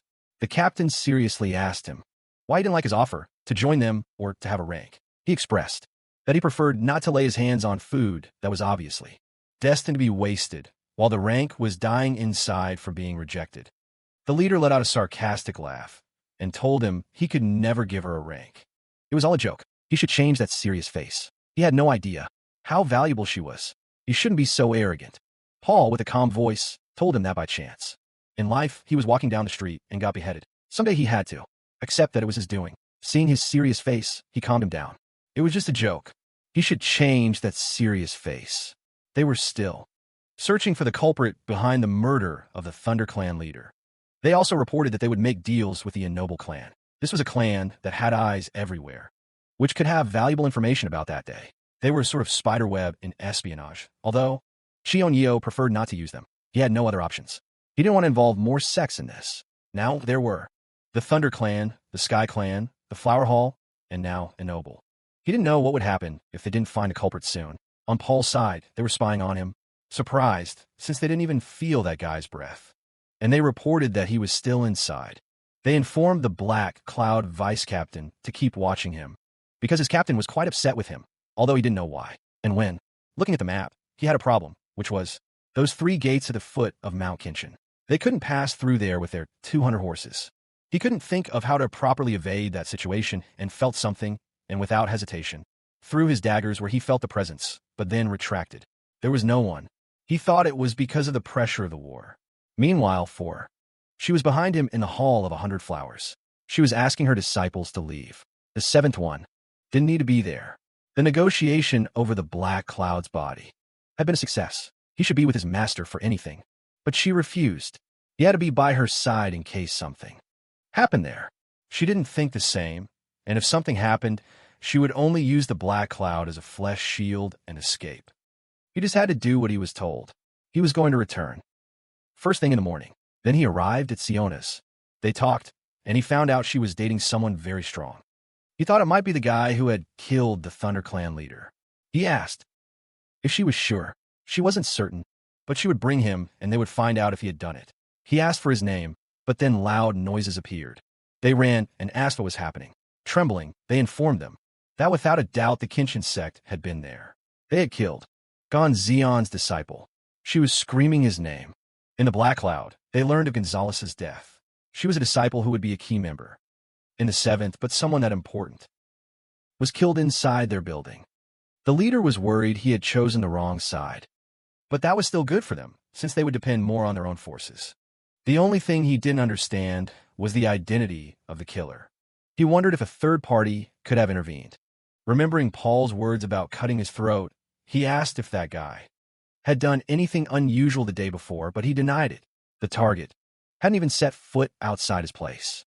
Also, the guy watching him was Mujin, the most skilled spy in their ranks. When he arrived with them, they told him about the death. They had called him to take a look at the wounds. Upon examining, he didn't know what could have cut the throat. They had never seen a wound like that. When asked about suspects, he thought of Paul, but apologized. He didn't have the answer they wanted. They also said their troops would be there in 2 days. However, the Kinshin sect she would be cautious if the cavalry entered the city, but she did not care. If that happened, they could crush them immediately. Seeing their fear, she challenges them. They had been promised what they wanted, so they had to support her. She preferred to die rather than live under the same sky as the Kinshin sect. The captain understood and accepted the order. Upon arriving at his quarters, the captain did not understand what had happened. He asked Vidas for explanations. Franco told him it had been because of that bastard Paul. They shouted at him to stop the nonsense and tell every detail of what had happened. During the day, he was eating when she arrived. She apologized for treating him that way, but inside she still remembered the words he had said to them. And then Jacques arrived, who spoke to him friendly. He had come by the boss's orders to find her, but he saw the man in front of him. He was, exactly as he had heard, very handsome. Blushing, he got very close and thought he was very handsome up close. Paul would forgive him this time, but he had to leave before he counted to 3. If he didn't, he would never see the world as he did now. He thought that cutie was talking to him. Paul just counted and threw chopsticks at him. He cursed him. What the hell had he done? But when he struck, there was no one there anymore. He wondered where he was. But Paul was on top of him, cutting him thousands of times in seconds. All bloody now, he gouged out his eyes. Runju asked him to stop, trying to stop him with his skills, but all he could do was tear his clothes a little. Paul asked him why. It had to come to such an extreme. They had to end things there. His friend had already paid the price for that attitude. Paul accepted it. She sighed, relieved, but still told him no, he couldn't just go around releasing his hatred against people to such an extent. That, sooner or later, would bring calamities into his life. Paul only complained about his clothes, and so he told everything to the leader. He was bewildered. She only thought about her revenge. Her pride had been completely broken. He thought he agreed. They would get rid of that guy once the matter was settled. The Quinchin sect was about to make their move. When they recovered their men from the cavalry, they had to make the necessary preparations. Then the ennobled clan arrived, who, after much discussion, said the only suspect with the qualities mentioned was a man named Paul. They said he possessed incredible age and was a ruthless being whose abilities could not be described in words. He didn't know if he had killed him, but he fit the conditions best, and they said their goodbyes. The man didn't know if Paul was the man he thought he was. When searching for him, he realized that in the past, he had killed Josen. That was very good for him. He could report that information to the highest bidder, but a hand appeared beside him, and he realized he couldn't move. Paul, reading, was surprised to learn they had investigated him in such a short time. He warned him that he was the manager of the country branch in the noble clan. If he did anything to him, his clan would not stand idly by, but Paul knew that, which was why he was there, though he didn't like the information about him being spread without permission. He denied it, never again. He said he didn't want anything else from him. Besides, only he had read that book. He had to spare his life. Paul laughed. He was not a trustworthy person, since he had given information about him. The man felt caught between life and death. But when he placed power in his hand, he realized that the threads were nothing special. He cursed him. He was weaker than he had thought. Paul just laughed, and when he squeezed his hand, his head rolled off. Then everything was chaos. Everyone was shouting that it was a war between the Quinchin sect and the Imea sect. There were fires, deaths, destruction. The captain didn't know what was happening. It was as if he were in a nightmare. He thought that both sects had finally reached their limits and decided to end it by clashing swords with each other. The master of the blacksmiths shouted at everyone that they had to stop the war if they continued fighting like that. But an arrow struck him. They protested how they dared to attack their master and also join the battle. The captain thought it was a horrible sight. Furthermore, the 7th was currently at a disadvantage because they were running low on strength, and if that was the case, they had to call all the forces of the Black Cloud. They had to join the fight.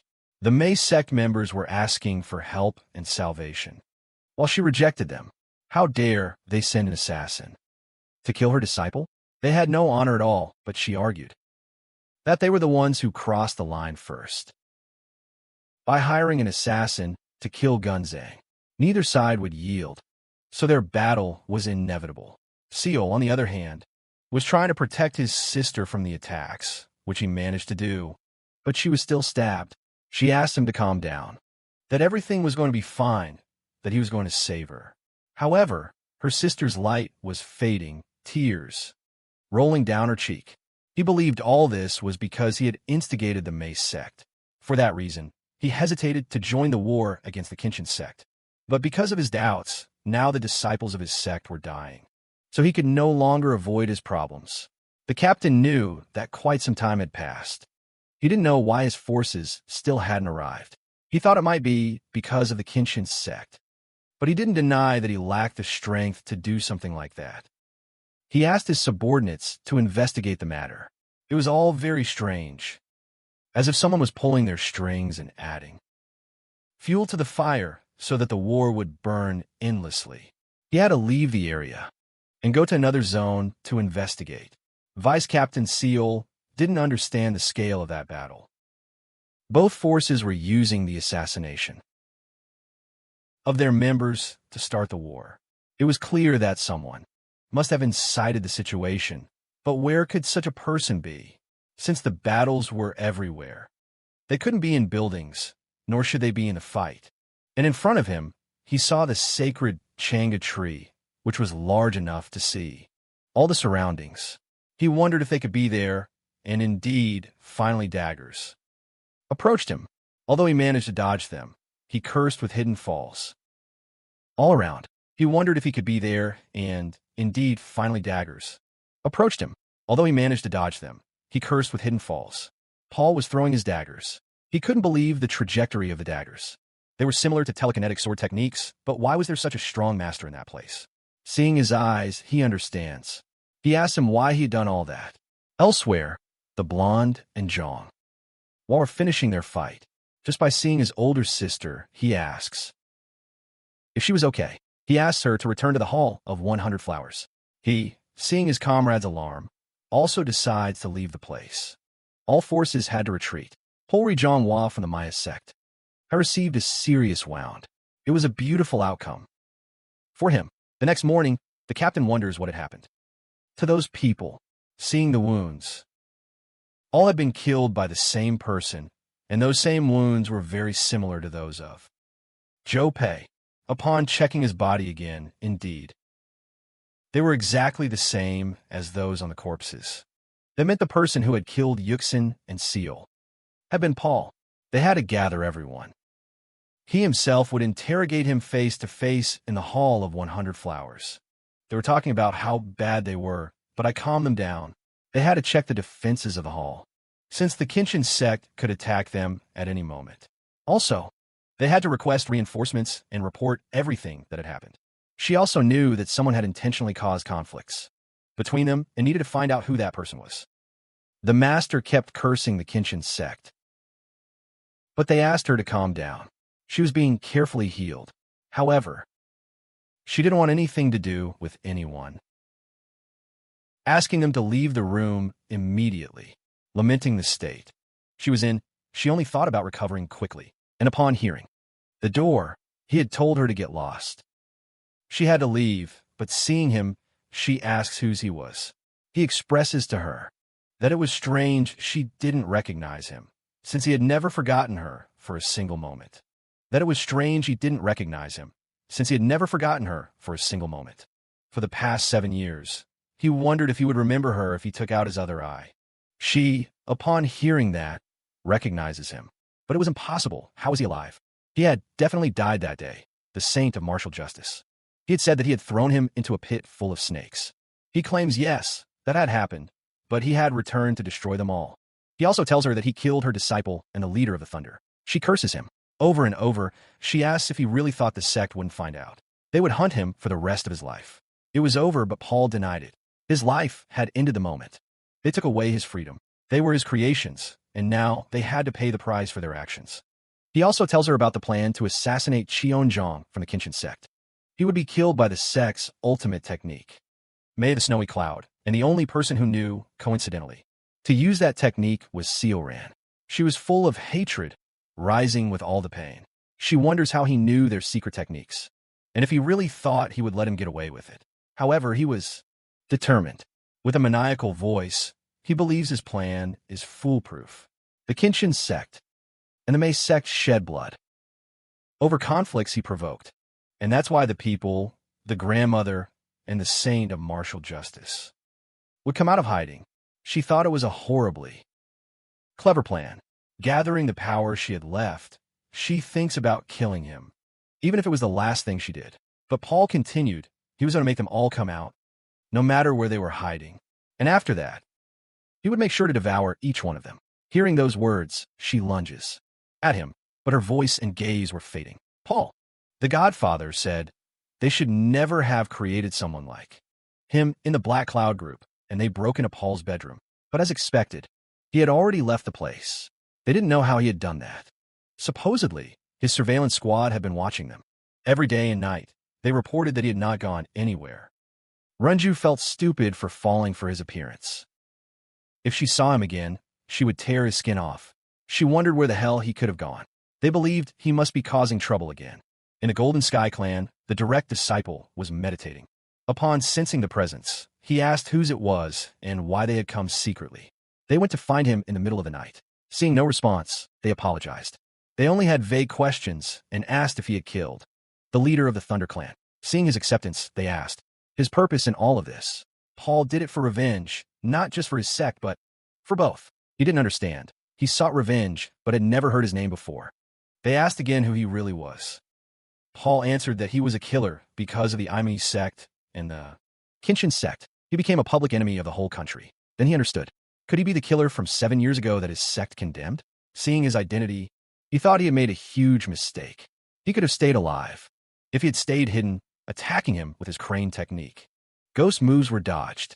The sect brother felt confident for a moment, but his hopes were shattered. With just the movement of Paul's fingers, unable to move, he saw that technique. He couldn't believe he had that attack in his arsenal. Paul asked him to send greetings to Jong-woo. Minutes later, the disciples asked what had happened to him, but with his last breath, he only expressed that they had raised a monster. Everyone shouted that the Imri sect had killed Chong Yob's successor. Everyone was fed up with the situation. They were going to take revenge. They couldn't keep enduring all of this. They were going to avenge Chong Yob. Once a reason appeared, it took only an instant for a massive bloodbath to occur. People killed each other day and night, over and over again. The suspicion that someone might be behind it soon disappeared. Nobody cared. All they wanted. They were capable of killing the enemies in front of them on a desolate and bloody stage. The beautiful woman walked among death, thinking that this place was hell on earth. She did not understand how something like this had happened. The captain of the Black Cloud appeared. He had to tell her about the recent murders and about a person named Paul in the Imri sect. The elderly leader cried, clenching her fist in anger, since Janhwa meant a lot. She could not believe she had been murdered. Moreover, she had said that the killer was Paul. She got angry, almost telling her that the murderer who had caused the dispute between the Kinshin sect and the Imri sect had been the cause of all of that. Again, all that information made sense to her. The only thing she did not understand was how he had learned the secret techniques of each clan. She supposed from a book, which was a copy of the martial arts, which they had found in the underground cave. She did not believe that possible. No one could have forged their techniques, but with a calm yet fierce voice, she would inform them. She would go personally for the grave sin of mocking the great Septimi. On the street of the Fire Dragon blacksmiths, there was a beaten and mistreated vagabond. Paul believed that place had not changed, and he was still treated like a beast. He asked him to raise his thoughts and order what to do with them. He expresses that he will do whatever he wants. He just wanted them all dead. Paul agreed. If that was his choice, he had to take a look at the future he would create by cutting off the man's arm and slitting his throat. The blacksmith smiled happily as he walked. All the people, even if they were hiding in their houses, were killed by Paul's daggers. Multiple cries for help were heard as he asked how he felt about it. He had helped with all that massacre. His eyes shone. It was incredible.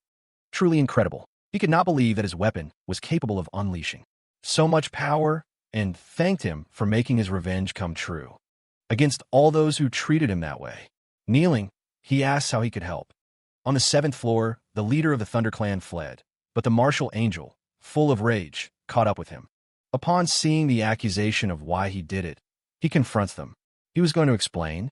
He would not allow anyone involved to walk away alive. The leader does not understand the extent of his anger. He wonders what the hell happened 7 years ago for him to react like that.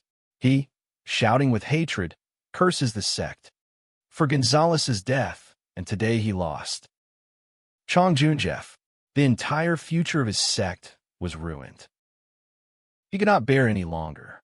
He would tolerate no more offenses. He himself would seek revenge.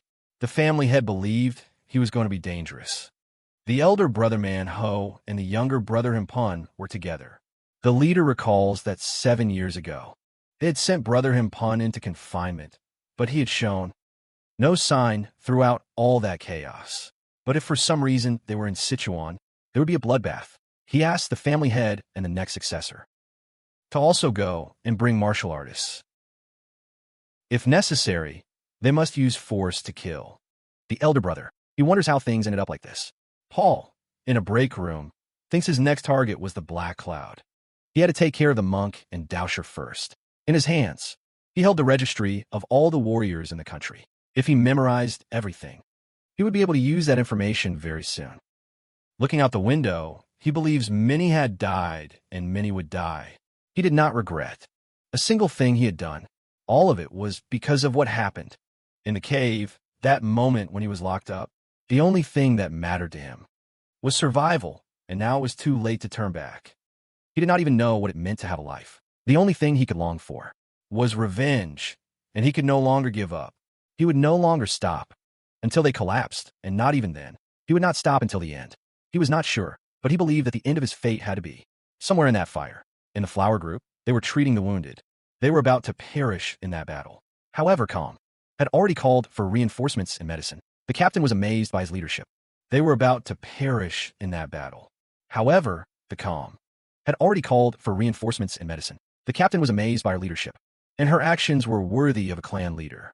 She was surprised not to be recognized as the successor. However, now the situation was in her favor. Because of her sister's death, she could prove all the talent she had. And at that moment, everyone felt a strong presence of deadly power. They were sensing the presence of a great master, and through the door entered the elderly leader, the Bane of the Nine Calamities. They welcomed her. From the bottom of their hearts, the captain believed that incident had been so great that even the old woman had come. Geology welcomed her, and Siona also arrived running, thanking her for the visit. The old woman only looked at her with contempt and ordered everyone to go inside, including the two who were standing there. Inside, they told the old woman everything they knew. She asked Siona if she had anything to say regarding the young man named Paul and how she was connected to him. Seeing her stammering words, she approached and warned her she would ask only one more time how she was related to him. She had to look her directly in the eyes. She did not like people who lied. She, crying, apologized. She never would have imagined he would be like that.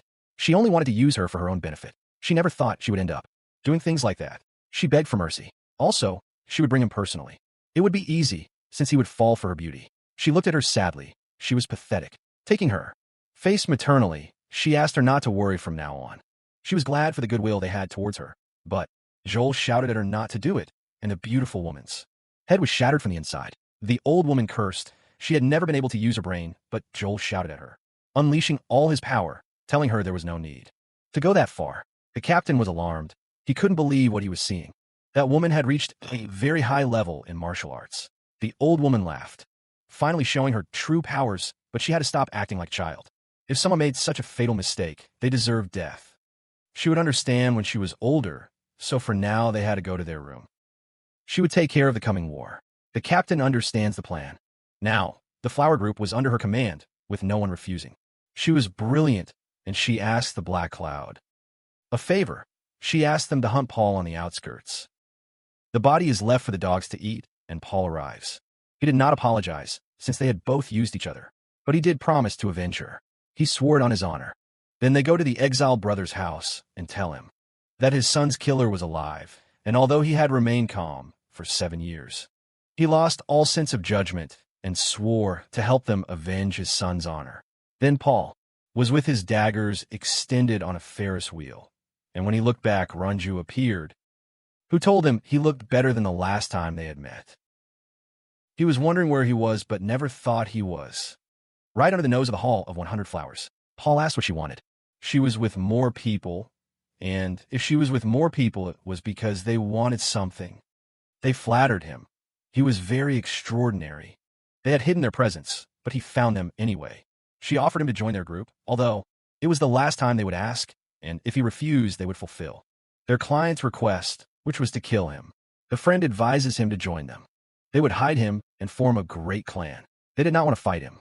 They only wanted him as an ally, but Paul refused, since his credibility as an assassin was more important. She wonders if he was serious. Then, he had to do a mission, but who would entrust him with something like that? Paul remembers Lee's will, who asked that people experience the same emotion she felt, that horrifying feeling of despair, of being crushed by a force no one could defend against. Rango curses him. Was his client a woman? That was why. Men always did stupid things for women. The man laughs. So, Ranju was more sentimental about a woman than he seemed. Completely angry, she demands that he tell her what kind of woman. She was hitting him with her whip and trying to entangle him, but when attacking, the stones bounced toward her, and now they didn't know where the captain was. She scolds them, because she had told them that talking to him would be useless. He was on the roof, and, changing his attitude, he orders everyone to kill him. Paul, placing his ghost daggers, snaps his fingers, implying that he had brought many people just to kill him. But the captain wondered if he should have brought more. Paul warns them that they will regret it. They should never have gotten involved in his war. Then people are amazed to see a group of warriors running across the rooftops and causing destruction. They wonder who was commanding them. Paul, upon hearing that, runs straight toward them. The man didn't understand why he was suddenly attacking them. But he is killed. They ask why. He appeared out of nowhere and killed him, and everyone else also loses their lives. The Black Cloud group, seeing that this was not good, had to stop him before he kept doing that. And Paul smiled at them. The warriors present ask why his group was killing people just like that. They understand. They had been deceived. He was looking at them as if they were on Paul's side. It was clear he was trying to make them fight among themselves. At that moment, Paul disappeared. However, they didn't care. They had to catch their subordinates and get information from them. The Black Cloud tries to explain, but the monk steps forward on their behalf. They had to let him take care of it. They had to go after Paul. They agree, but he had to ensure he would come out alive. The monk accepts their request and asks everyone to resolve the misunderstandings. Then after a few hours, the whole city was in crisis. Everyone was fighting everyone. The captain doesn't know how a small battle turned into a conflict covering the entire city. He couldn't believe it was just a simple assassin. He had been able to deceive everyone. They asked if he even knew what he was doing. Paul affirmed it. Everyone had left, including those who were hiding, although the results were different from what he expected. It was much better than he imagined, and thanks to them, the battlefield had become more beautiful. Rangulo cursed, attacking him. The swordsman also attacked Paul.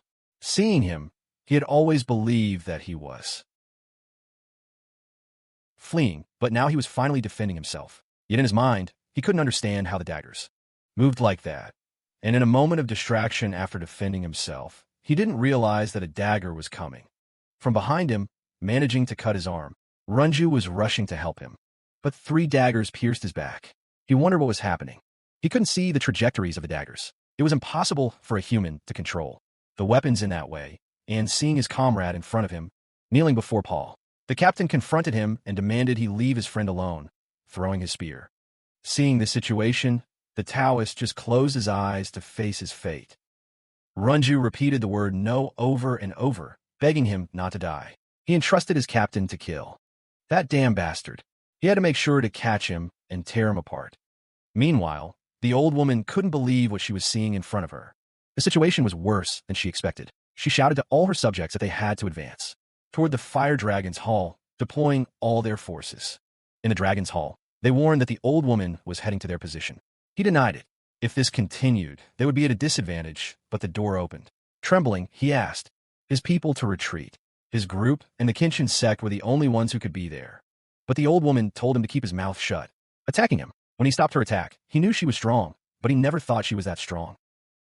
She had a terrifying martial skill, the old woman said. With that, everything was over for him, but a sword interfered with his death. He wondered who could have stopped his attack. Seeing him, she understood. She felt it had been a long time since they last saw each other. He nodded, although they would have met much earlier if his brothers had accepted getting rid of them 7 years ago. Seeing him, he deduces that he had become stronger. He was feeling a mysterious energy he had never felt before.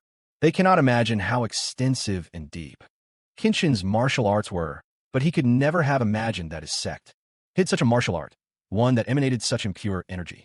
He asks her not to judge his sect by such absurd criteria.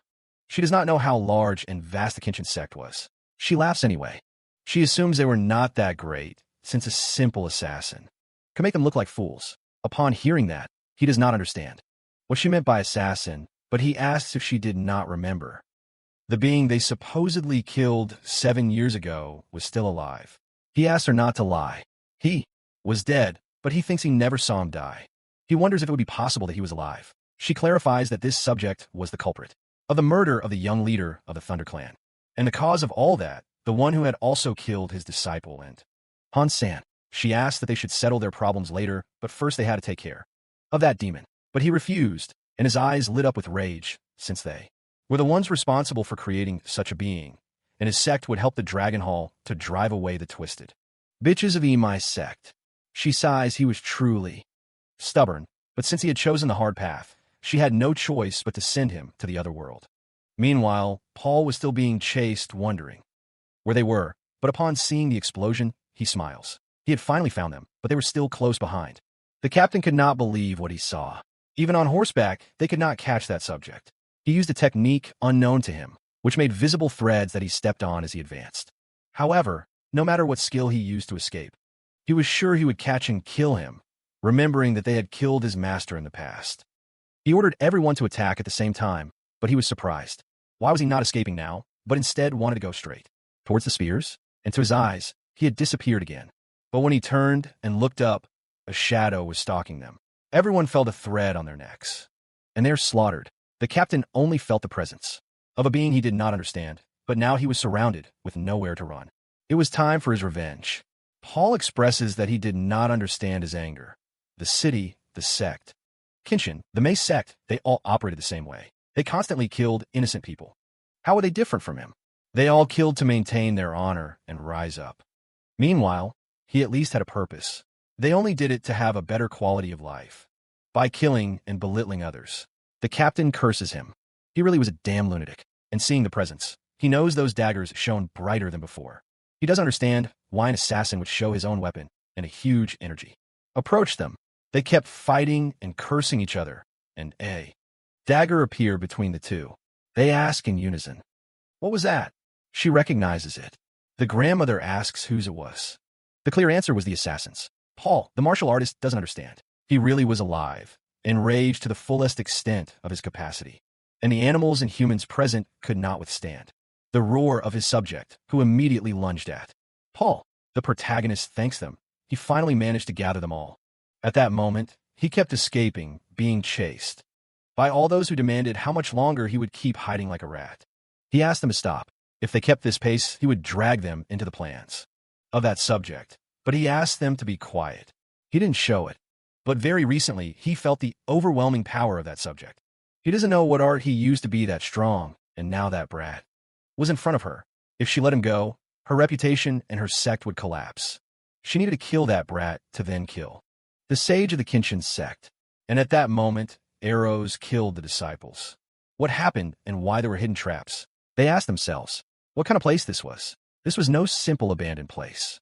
This was the Tang residence. The clan had been despised and banished. The elderly woman was bewildered. The elder only wanted him to show himself. And there was an imposing silhouette brimming with energy. They demanded to know what the hell he was planning. Paul told them they needed to engrave this in their minds. This was his network, his great deadly trap. This man thought he was no longer within reach. He plans to take him by surprise and take all the credit for killing the demon. As he tried to advance, traps sprang out at him, though he managed to repel them. Without major problems, but more traps appeared, and then more. And more and more. He couldn't believe there were so many hidden traps in that place. While he laughed at the sect, they had no idea what awaited them. The woman panicked because of that place and just wanted to get out, although they asked her to calm down. She tried to escape, but arrows pierced her and the entire rear of the group. Everyone started disappearing, and they ordered to run for their lives, desperately asking for help. But this only triggered more traps, spraying them with poison, and on top of that, snakes emerged from the floor. Everyone was calling for help. Everyone wanted to get out of that damn place. It was hell. The old woman was furious, ordering him to come down. At that moment, but Paul asked for calm. The best was being saved for last. The elder, for his part, upon seeing the scene, just radiated his power, killing the snakes with only his aura. He was a damn fool, confronting him. For taking the wings from his sect, and for that, he would pay with his life. He then asked why he would pay with his life. He had already paid 14 years with suffering. It was time for them to pay. He was convinced that this world was rotten. And now the only thing he had to do was to uproot the problems from their source. Those are just dirty speed tricks. You've changed a lot since that moment. Except for those eyes, you're exactly the same. Except for those eyes, this time I won't let you escape. Don cut, not bad. You're no longer a common assassin.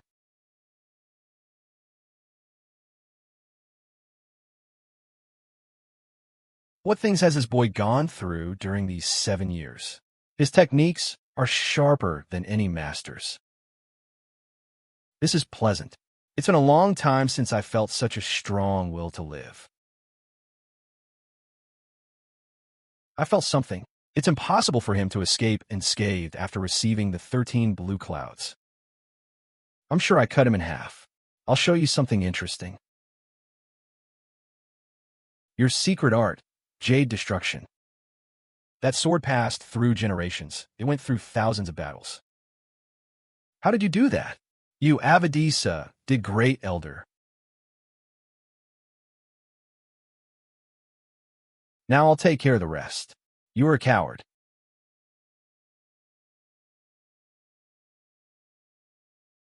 Does she not have honor?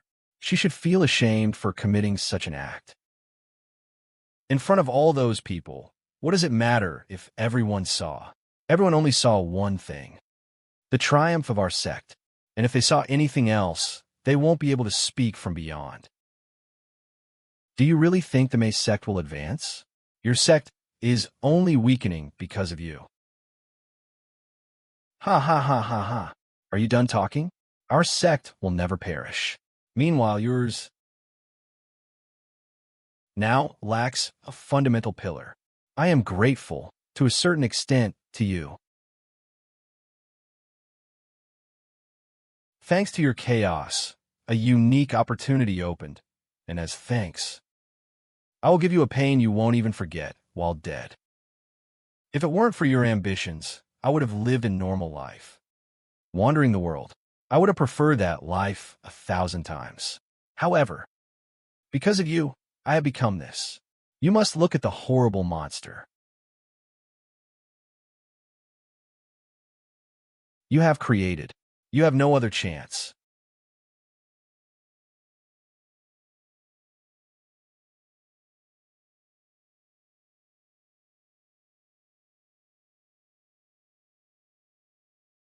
With such a pitiful level, is that all you can do?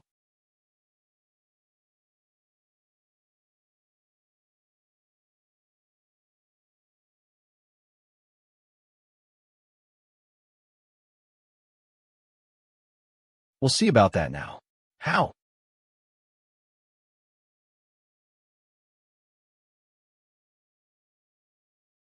How could someone like him exist?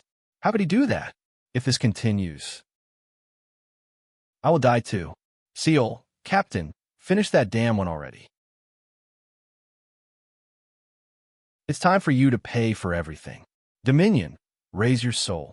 It's time to pay. Those present stopped fighting. They were frozen. The May sect members cried for their leader's death, trembling. The human being before their eyes, nicknamed the Shinigami. With a single look from Paul, everyone fell into despair. They only wanted to flee the place. Seal understood. Everyone felt overwhelmed by him. He was a brutal killer.